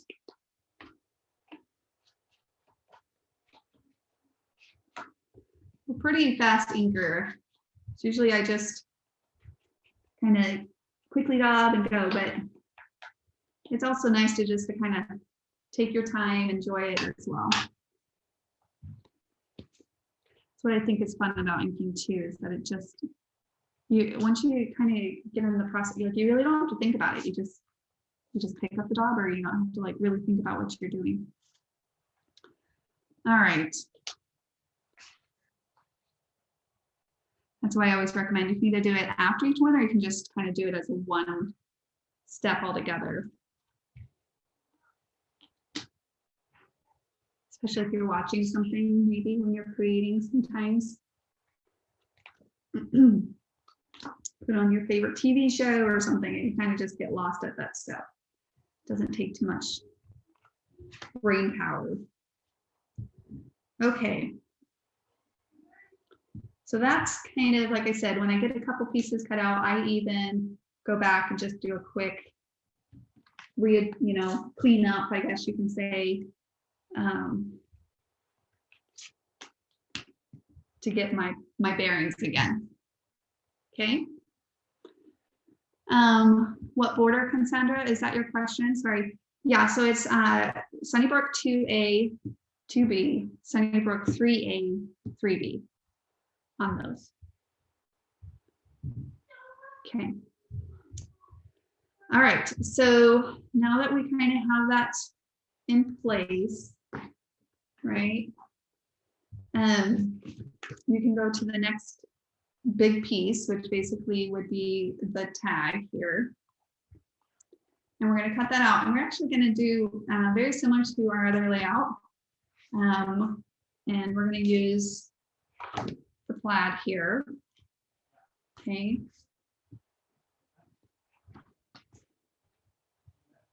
I'm going to trace that out of. And so you want to use the other side of it, unless you want to use the plaid.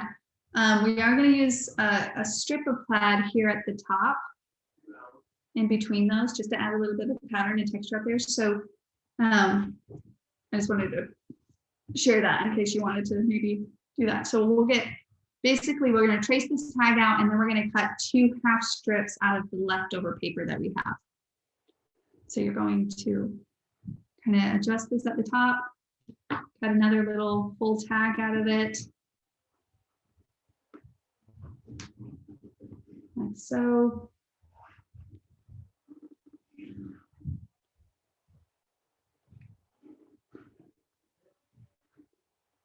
Okay.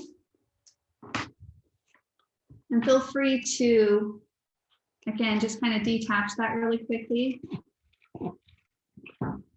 Because you don't want to, you don't want to cut it into this side, right? We want to keep our 12-inch intact, because we're going to get some 12-inch strips out of that here in a minute. The pencil on this brown color can be a little bit harder to see, so just maybe do a little darker, or just slow down your cuts a little bit on that. Okay. Clip those edges.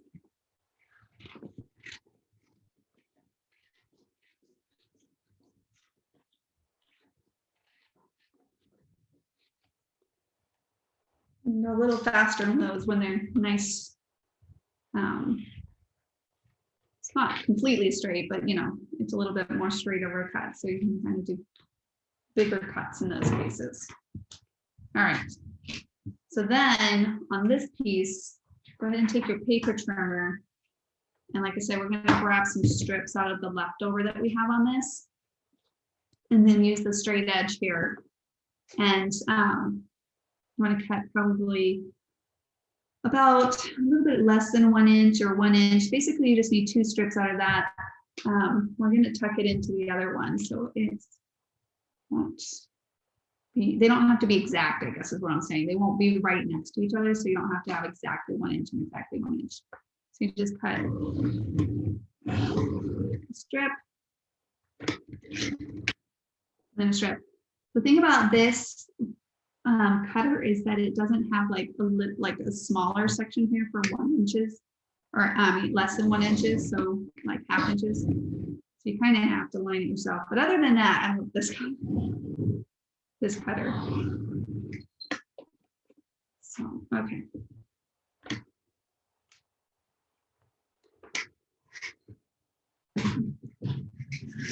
So those are those 2 pieces, and one will then go on each side.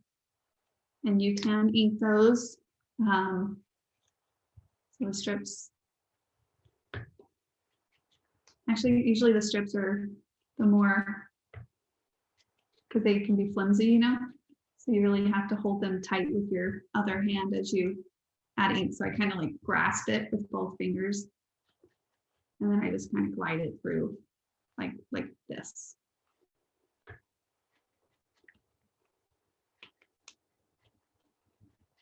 As I ink that. Okay. So 1 on each side. So again, we're gonna actually tuck these a little bit in. So that's why I was saying they don't have to be exactly the same. It won't be that noticeable since they won't be right next to each other. So I guess if that's the case, you only really need to ink the one. So we're gonna, just so we're aware, and then we're gonna go through and we're gonna do 1 more strip just to add. So strips are always kind of nice in these back-to-back border designs to kind of add a little bit more simple, easy little elements in there. If you really wanted to throw another option out there, this is where I was saying you could technically use all 3 borders. So this is Sunnybrook 3A, 3B. You could do a very thin, like, other border in there if you wanted to. Trying to think what pattern I would recommend if you did that. Well, it would be whatever one you didn't use. So if like you could use this like a little thin burgundy in there, and or you'd use like that. But you can add that at the end just to be secure. But so maybe I'll circle back around that option. It's kind of like a little level up if you wanted to. It's not really going to level up because I want to say one look is better than the other either. Just another variation. All right. Okay, so that is basically our borders. Again, we'll add some more different ones. As far as our little tucked in brackets, so again, we're not going to cut the whole thing out. We're only going to cut a little piece of it out. So we're going to pull out that polka dot again, which is on the back of that orange scallop pattern. Has the polka dots on the other side of it. Okay, so that's that pattern. And again, take advantage of the pieces on the edge. And then you're just going to line that up on the edge of your paper, but you're not going to trace out the whole thing. So we really only want probably half of that out of our paper. So there's no point to cut the whole thing out if we're going to tuck it. You just want to cut out that little section that you're going to use. Like that. Okay. And then go ahead and detach it. Put your big sheet to the side. And then just kind of glide those through and then do some quick or slow shortcuts, basically just kind of gliding that through. In this case, one cut though, in the sense of keeping that cut going.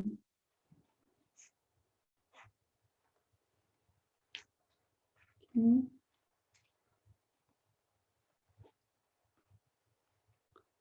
All right. Now,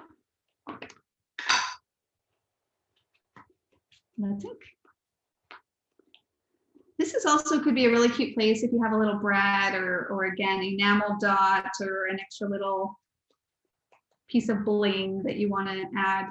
You can add a little bit of that texture to that point of the bracket, like so. Okay. All right. We can cut out our other two pins. So you can grab these other pieces that we didn't use. So I use Gather Home because they work really cute, kind of crisscross on each other like that. And so again, though, if you want to change it to Fresh Baked or the other two versions, they don't have to go together. They can be two different types of message components on their own. But did like how kind of red Gather Home. So you can cut both of those pinwheels out.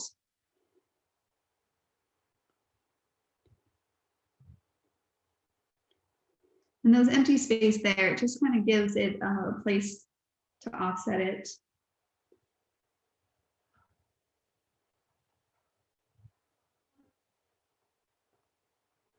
And trace those out. Whoops, I just moved mine. So again, you kind of want to hold it down like I was sharing before. On those more skinnier pieces. And then trace both of them, and then I'll cut both of them. And then I'll ink both of them. So again, you can kind of get like a rhythm going that works for you. I'm going to keep the home more to the right side of the pen just because I will be overlaying the other word on top of it. So you could do, you know, you can go all the way to the edge of the paper, or you can just choose to have the home a little bit more towards that edge of the pen. So I'm going to pull the pen in, not right next to the edge of the paper, but in just a little bit. And then trace those pieces out.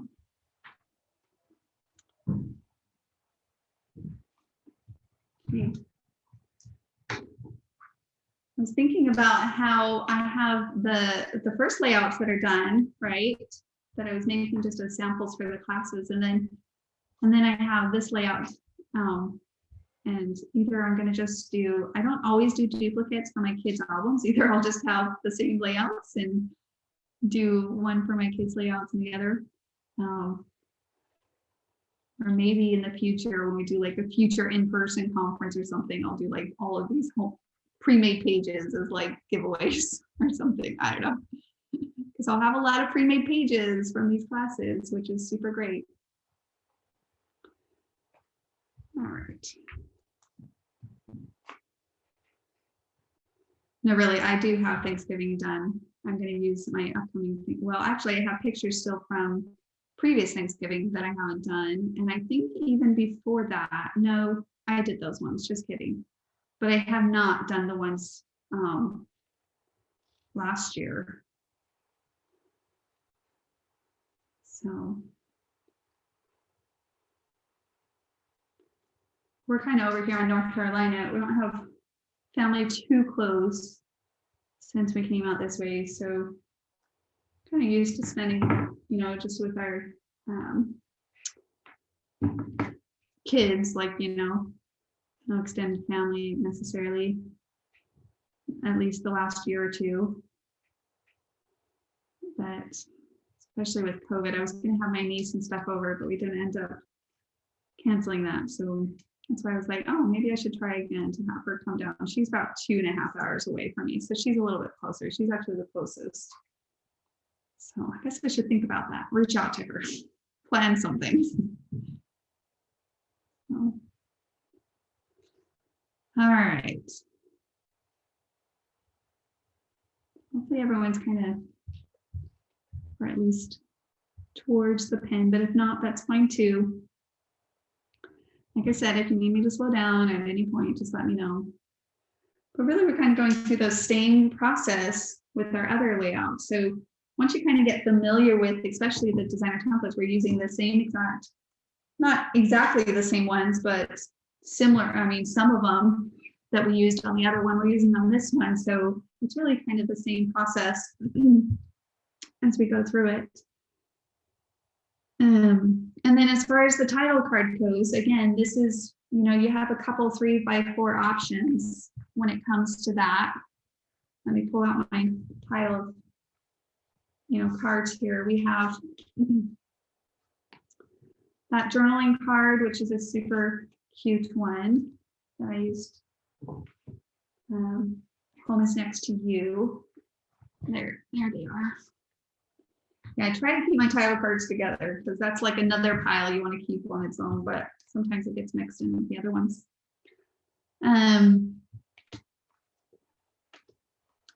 So a title card can go there. You have a couple options as far as title cards. This one, the best memories are made around the table. That's what we're going to use over here with our kettle. We're going to use it for the base of the kettle on that one. So the 4x4 cards would be good options for the kettle. Even this Enjoy Life, it's delicious. Anyways, we'll get to that one. So just put those 4x4 cards to the side. But you could choose between these other available 3x4 cards. Again, you could choose to take some of them and make some cards out of your scraps after we're done with these two layouts, and do that as well.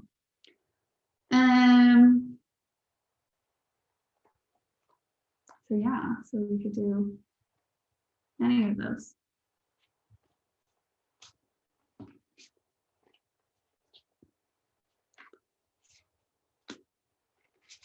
I can do the title card or journaling card.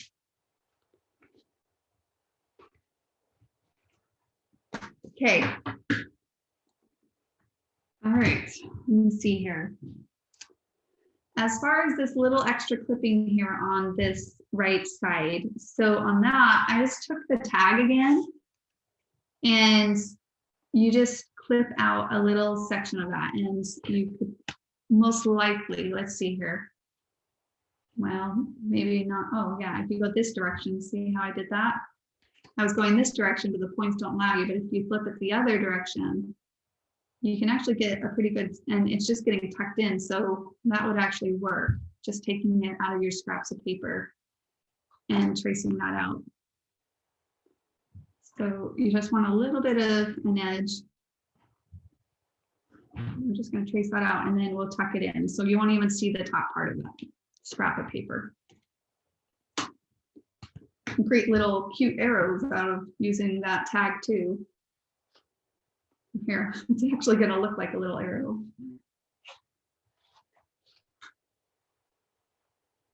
You clip this out, see? Do little arrows, but in this case, Can you show how that's done again, please? Yeah, it's done. Did you say? Yes, can you show how that's done again? Okay, so we're gonna take, let's see if I can get it out of the scrap of paper. I can't, but you can take your other piece because you have more of that left. If you can use your scraps of paper, then use it for sure. Oh, actually, that is the plaid. So you definitely need to use your scraps of paper for that piece because that's all we have left of that plaid piece. We cut those strips out of it, but it could be any color. So I'll show it to you, say like this orange. Okay. Okay, What you're gonna do is you're gonna take just the edge of your tag here and you're just gonna trace that piece out. And it becomes just a little short tuck tag. Tuck the tag into the strip. Like so. Okay, so we're gonna trace that out. And then just take that little piece that we cut out and add it as just a little detailed piece.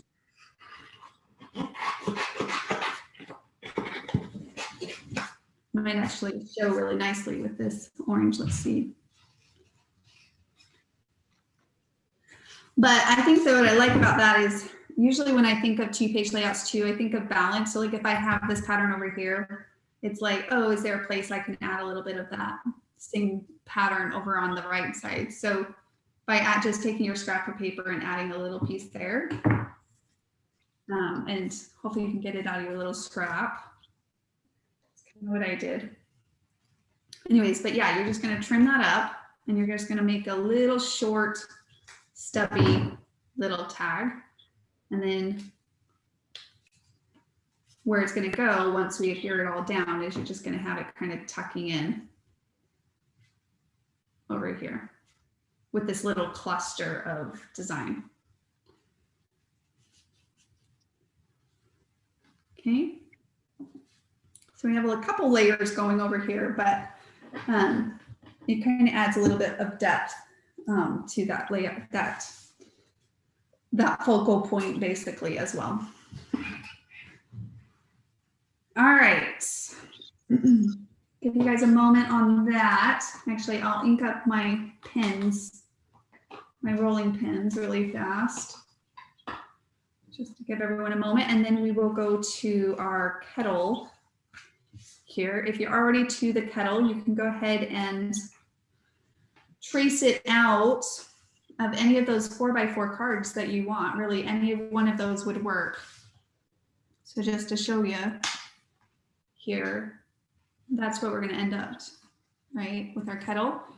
So this one is the one I did, Best Memories are made around the table. And so you'll want to trace that out, and then we'll do a little bit of the layers on top.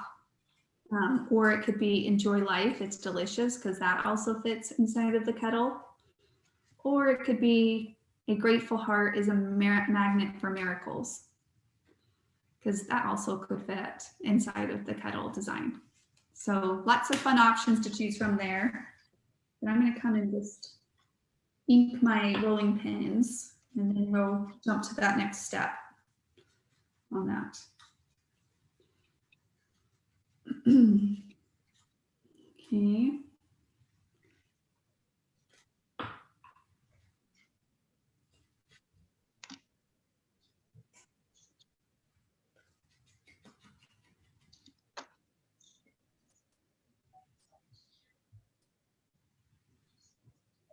All right.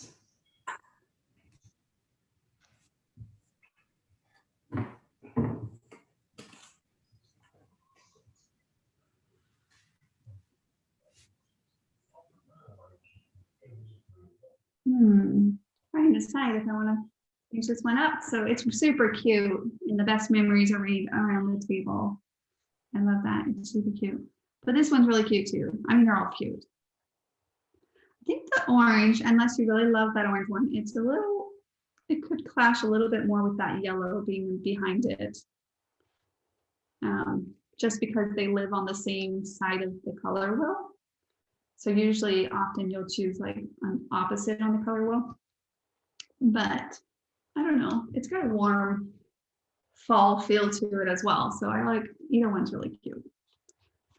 All right, so I'm going to do that one. So this one we're going to have to change up a little bit, but I'll share with that as we go, just because I probably don't want to cover the flowers. And so we're just going to do like this one. I kind of went down to the section, but you know, really we should just do the top. Anyways, I'll share that. Let's cut this first part off and then I'll come back to that. Where did my pencil go? Sometimes it rolls away. Where did I put it? Does that happen to anybody else? You're like, I just had it and it just rolled away somewhere. Oh, it's in my lap. Just kidding. Oh. Kind of like when you're going to look for your glasses and they're on top of your head, or like, where are they?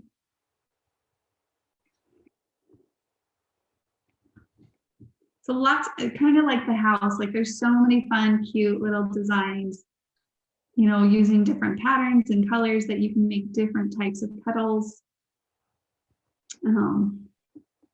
So as we change kind of like the handle versus the body of the kettle, you could do a different type of lid to the kettle. So we're gonna create some fun different designs here.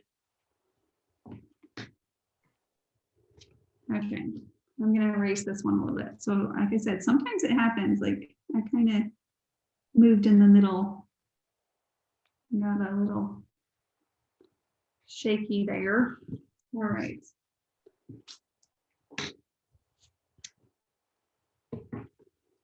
We'll cut our little kettle out.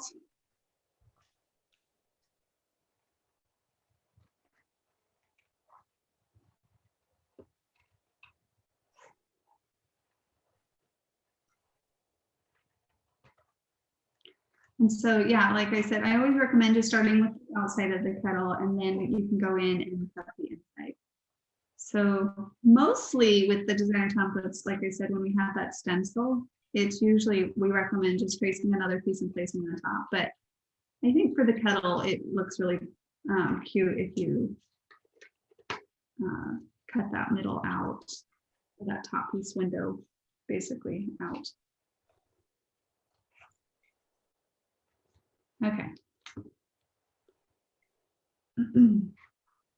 You could even choose to, again, kind of thinking of some shortcuts in some cases, you know, if you ink the outside edge first, then all you have to do is ink the inside. And so it makes it a little easier, because last time I had to kind of hold those pieces because it kind of weakens it when you put that middle piece out, but it's a lot faster to just do a quick inking around these edges without it bending too much. So you could do that. All right, and then we're gonna carefully poke into that and just kind of scribble around, just to kind of loosen that up a little bit, so we can get our scissors in there. And then again, using those the very tips of your scissors at this point for more of those detailed hooks. I actually think I saw someone in the community mentioning, they're like, oh, I think I need smaller scissors, which I have smaller scissors, but for the most part, I think if you just change right where you're cutting, then it helps with some of these smaller things, unless, you know, you run into that you feel like your hand is big, like it's too big to get into the space. In this case, just kind of using those tips. And if you have to come back, like in this case, I'm just going to come back and get those details. I'm going to go work around it and just come back. Kind of unclipping pieces as I go.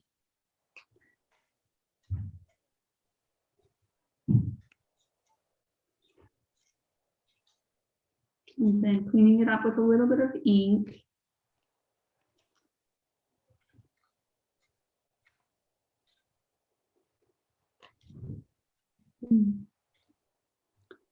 Okay.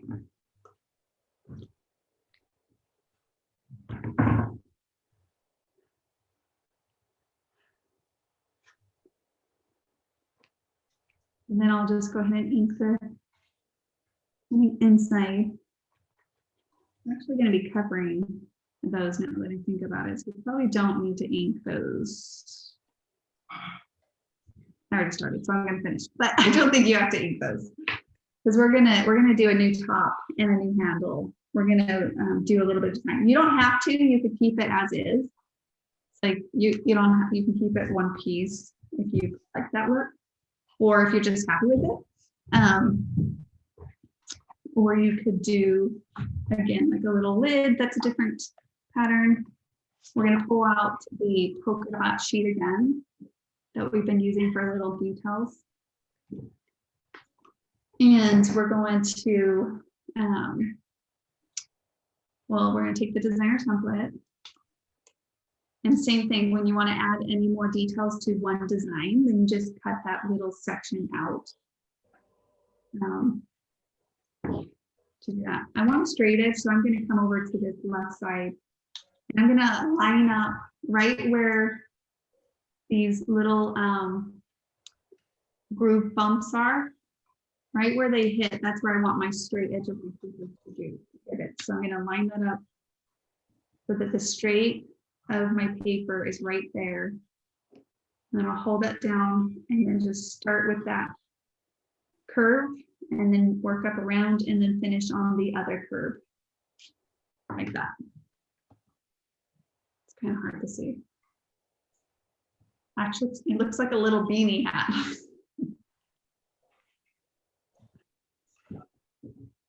Stick that on a little snowman or something, right? All right.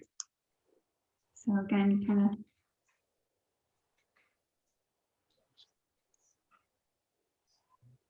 glide that through your scissors.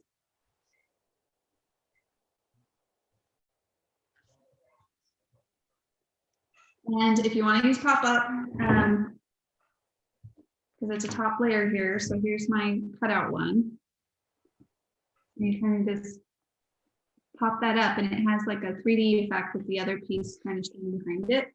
And because I use the flower pattern, this one's just a little shorter than this one. So it just depends on how much you want that to come down on those. Either one works. Super cute. That looks like a little beanie. It's cute. All right, so let me pull some pop-up out. And separate those pattern layers a little.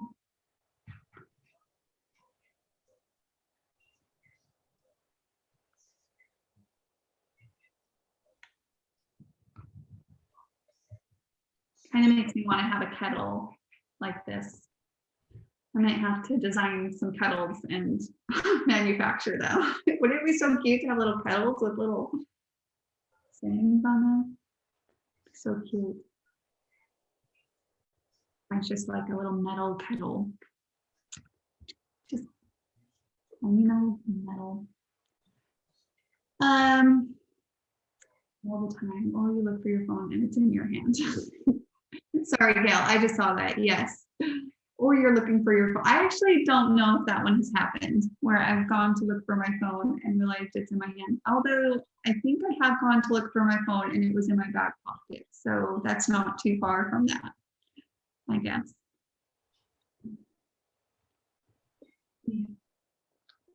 So true.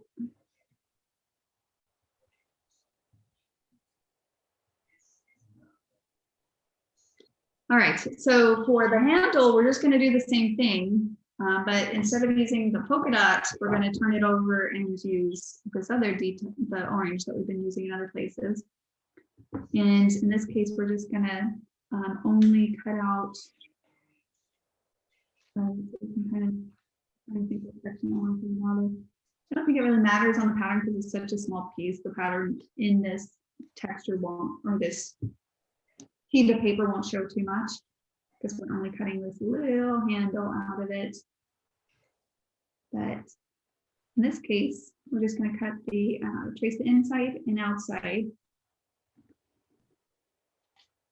And where it meets here, we're just going to we're going to connect those by just doing a straight with those, right? So just kind of go from the top point to the bottom, the top point to the bottom, and we'll just do a straight diagonal cut on those.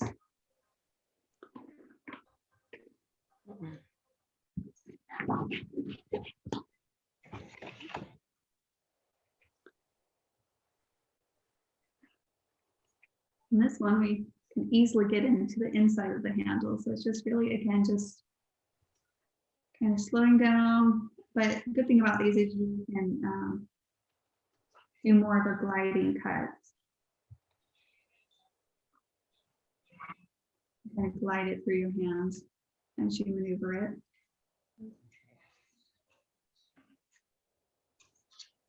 Oh.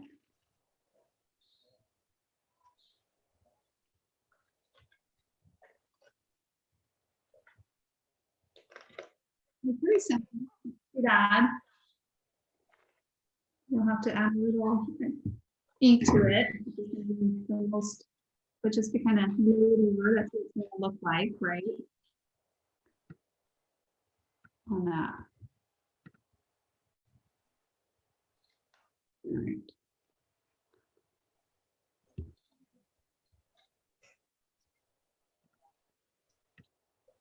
I can see all these comments.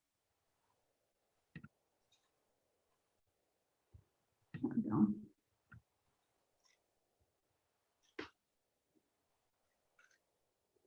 All righty. Same thing over here, that top layer of that rolling pin, I'd probably add some pop up on that one too.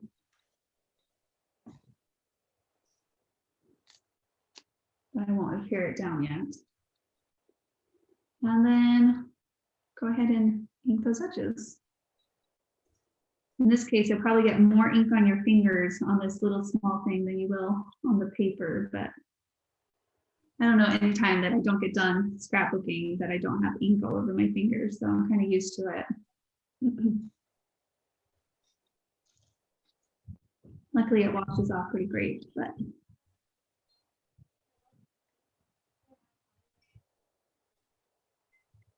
All right. Kind of adds a little bit more color to your teapot as well. But it's also cute, kind of like the house, right? Like you can use it one single layer or you can add a couple more layers, but it just changes up the way that you can design with it as well. So giving you variety in the usage as you play to create with it in various different ways. If you need to trim up, you can, of course, I mean, I don't know if it's needed, but if you want to, you can just trim up that little bit of popping through. So I might just do it on this one side. I think is all I see that needs.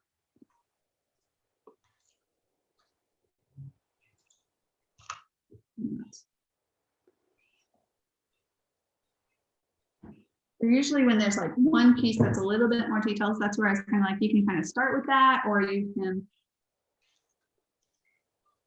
do its own little thing. So that's what it will look like, just depending on what sentiment you did. So 2 different sentiments, but kind of that look on this. Oh, MJ, so cute. She said she used a little bit of that green plaid. So these little scraps that we have left over here, and she used that for her lid. Yep, makes me want to have a teapot with a plaid lid. So cute. Probably be drinking her tea and hot cocoa just because of how cute the teapot is.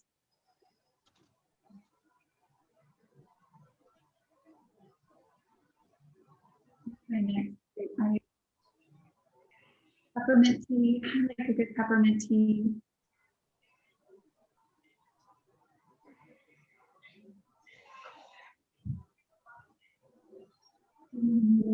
All right. Good? Everyone good? No. You guys see a teapot that has a cute plaid lid. You're gonna have to let me know by messaging me in the group or something and say where you found it, what store, because now I am obsessed with the thought of having a teapot with a plaid lid. Or a polka dot lid. I'll take either one. Either one would be so cute. All right. So again, this could be another cute place. So at this point, we are going to cut, if you want, some photo mats.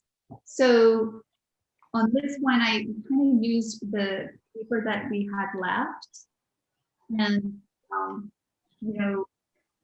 kind of got the same process, right? Like I took my photo mats and I laid them onto my scrap paper, and I was like, oh well, I can get this out of this piece along with if I put this way or if I put this way and another piece here. You can do them all the same color. So if you cut this out of a border, then you probably will end up doing kind of what I did here, where you're able to, let me get this side out really fast, a mixture of patterns and colors for your photo mats. You can grab another just white cardstock to do photo mats out of, if you prefer to have more of that white feel and poking out, which I think actually would be really pretty in this as well. But the color from mats also give it a nice warmth to the layout. So that's completely up to you if you want to use that paper for that. Let's see, at this point, we're probably looking at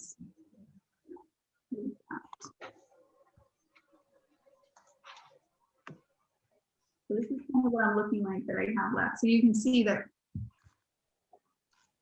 you have enough to get a couple more photos, but then make one or two or three cards out of your scraps. I think this one will be super cute on a card. When you focus on the good gets better. I really feel like that's going to be a super cute card. Well, you'll have to make a card and then share it with us, and we'll all use our scraps to make the cards that you post. Or somebody will have to make a card.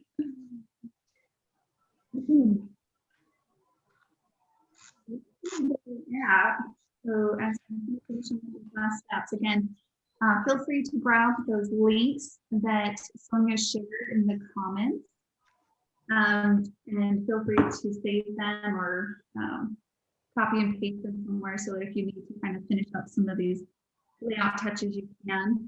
And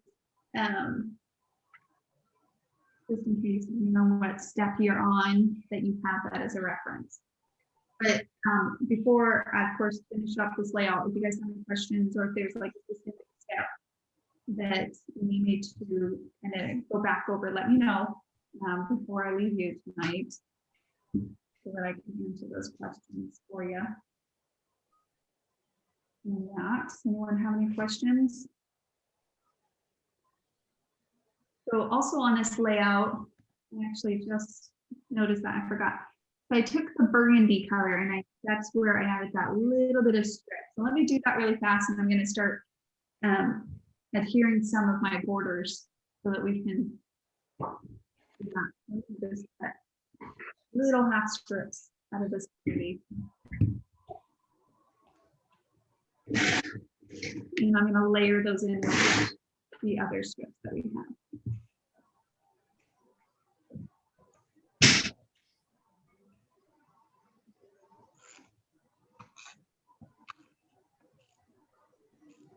These edges. What are you doing? Oh, does someone have a question? Did it mute right when it happened? Oh, the photo mat size again? You bet. So on the left side is 3.5 by 4.5, 4.5 by 4.5.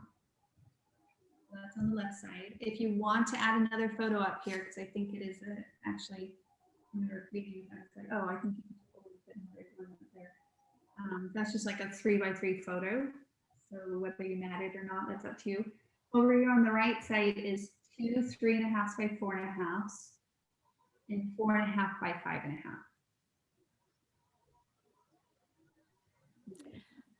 Susan, I have a completely unrelated question, but I've been working with my templates, and I noticed that your photo mats don't have the little rivet, The eyelets, the eyelets. can you take those off or get them out? Because I do notice they lay much flatter, obviously, without them.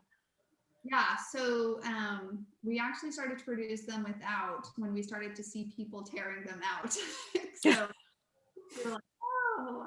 So we did a survey, and we price ranged it. It was like really ridiculous. It was like 2 cents difference. And so we were like, well, do you guys want eyelets or you don't want eyelets? Because when we first started them, we recommended to hang them, Yeah, I mean, I have them all the way pretty Yeah. much from the beginning. And I do notice that they are much easier to manipulate without them. Yeah. I like them just because I can pick up on that to where the eyelet sits. Like Right, that's with my nails lately. exactly. So I have seen people take them out. And what they did is they you'll crease so it's really just up to you if you want to do it or not. You'll crease your thing just a little bit, it'll cause little creases. But what they did is they just took, I think, scissors and basically got up underneath that and pulled it upwards slowly. And then I saw somebody suggest they took washi tape and they just put washi tape over where the hole was. Oh, Covers the hole, but two, she also said that it helps make sure that when she's at crops and things, she knows which ones are hers by the washi tape color that she used. oh, Oh, okay, well, that's good. So instead of putting certain washi tape on it, so that's, I mean, other than that, it's really just a matter of prying them out if they really are something. I'm trying to think. I'll try it. Oh, right now. I don't know that I'm that gutsy. I'm like, I'll do it on this one because I have quite a few photo mats that I'm not too concerned about. So I'm just doing it with my nail. So like I said, it's a process if that's what you want to do. But but you see those little white creases. So then, Right. And then like I said, when we saw people start doing that, I was like, no. I would not say that, but at the same time, it's not the end of the world either. So, But it does, I mean, even in the little conglomeration that you have on the right side of the page, when you have all of those different layers, it just doesn't sit flat. And for me personally, it messes with my eye, right? Because I've got, yeah, exactly. So even my Sunnybrook has the little holes in it. So they're not laying. Yeah, like I said, some in my collection has eyelets and some of them don't. So I feel you for sure. So it just depends on, like, I never noticed it, but then when people started mentioning it, I was like, oh, okay. But yeah, I completely know what you mean. So Yeah, but I'm not gutsy enough to tear them out either, because what happens if I tear it? Then I'll be totally mad at myself. really slow. And to pull those out, because like that was just one eyelet, and you would just need to slowly do it if that's the case. I wonder if you could do it with like a staple remover. You need to get the rivet up from underneath. So you need to get one side up, and then I think once you get one side up, it kind of glides the other one out. Here, I'm grabbing some washi tape. Again, slightly tear it. I think that's why they were suggesting, like, they took some washi tape and. Oh, she took the eyelid out and then put the washi tape over it? And then she covered it Oh, like that. okay. That makes sense. So it's just a matter of if that works in your favor, but Yeah. if you have a lot of washi tape, you could do different sets, have different color washi tapes. Exactly. So then you can even see what pieces go together in what sets easily by just color coordinating it too. Mm-hmm. For sure.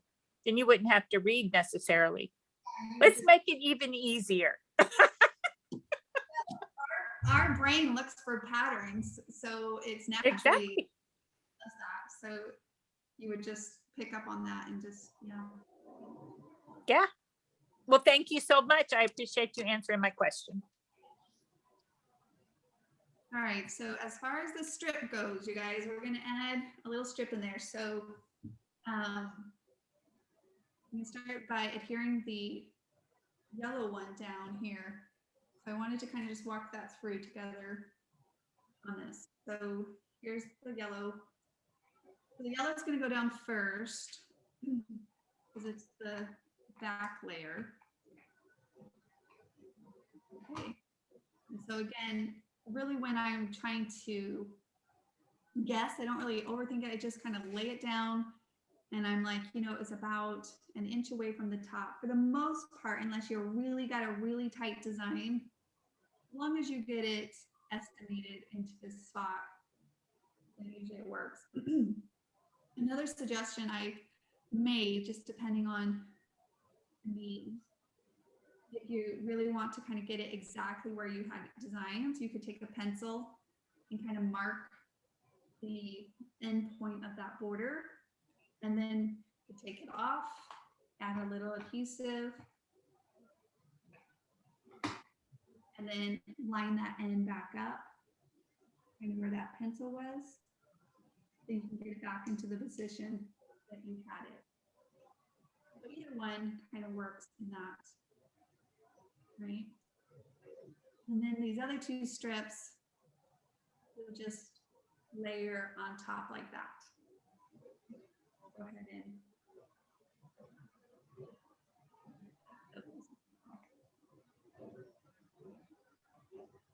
so usually when I do, you don't have to do a strip down the middle with these back-to-back border designs, but mostly when I do the back-to-back border designs, I just naturally add a little strip down the middle. So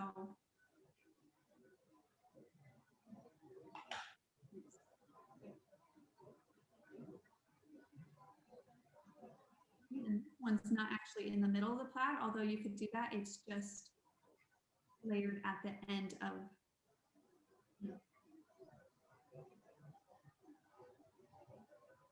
Okay, so there it was.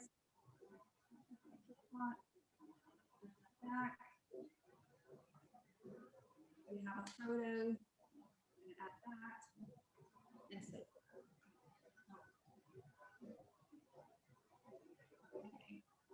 Does anybody else have any questions? I know it's kind of coming up on that time, so I don't want to.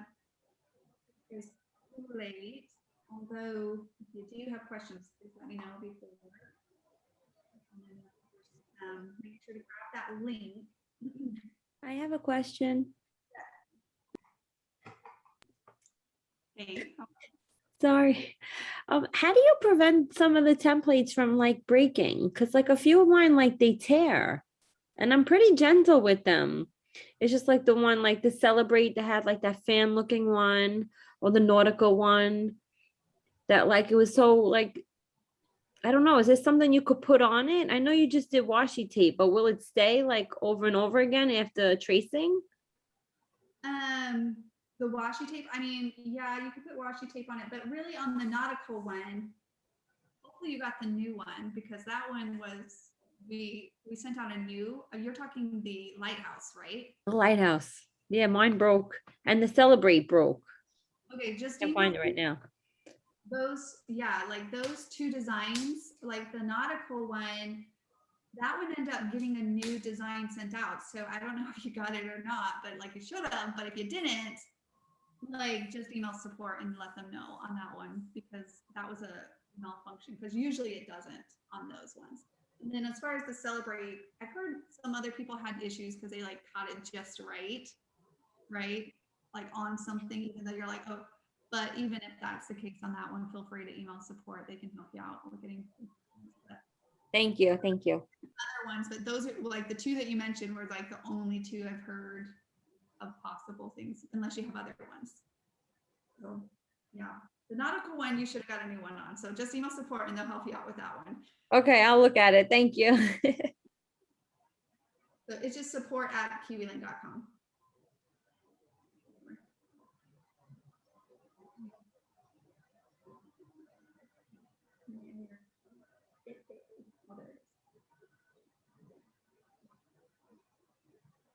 so excited to see your guys' finished layouts. Especially if you get some pictures added to it. It'll be so cute. Perfect little vibe. I love these. But I'm also pretty biased when it comes to. Susan, I totally love that skinny little red piece you put underneath the plaid border. That just really sets it off great. Yeah, it definitely just, that's the amazing thing about strips sometimes. Just when you add one strip and it gives it a little bit more layer dimension. Even I'm surprised, like sometimes when I'm designing, I'm just gonna pull from this one really fast. And if you want to just bring down your focal point, like your look, you know what I mean? If you have a pattern at the top that you want to kind of bring down to the bottom, even sometimes adding a strip to the bottom will give it a little bit more stability. Simplest. Yeah.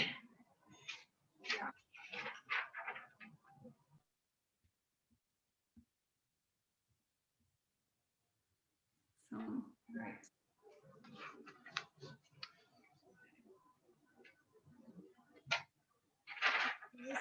Clear packing tape. Let's see if clear packing tape works to repair broken or cut templates. I've had to repair cutter blade. Ouch. And the tape has lasted years and is a perfect fix. Oh, well, there you go, Joanna. She had a couple that got inside of her cutter blade, and so she just used like clear masking tape. That's a good one. Thank you.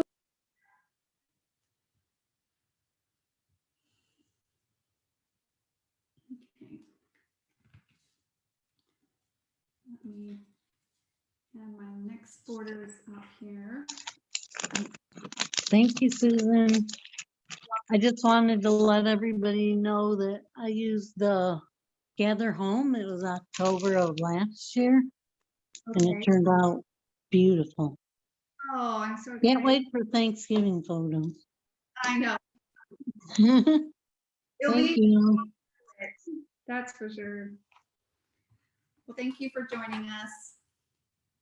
Welcome. Okay, does anyone else have any other questions? I'm kind of lay this piece down, but we'll actually leave the photos. I'll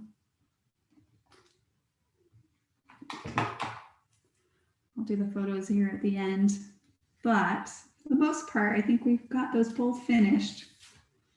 So, like everyone's in the zone, which is a great feeling to be. And don't forget to add a little bit of journaling, whether it's on the journaling cards or just even just the date, because sometimes all the Thanksgivings or moments get mixed up. I don't know about you guys, but I've gone to go put some layouts away and I'm like, what year was this? What one was this again? So don't forget to do that on your layouts. You'll appreciate it. And then of course, just add a little pop-up there. You can journal up around those. So.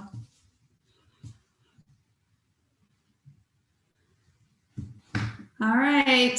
Well, I'm going to let you guys go. Thank you again so much. Appreciate you guys joining us. And if you haven't had a chance, check out the other classes. We have some other fun classes planned for the rest of this month. So awesome. Okay. Take care. Thank you, Susan. Thank you. Thanks, guys. Bye. Bye now.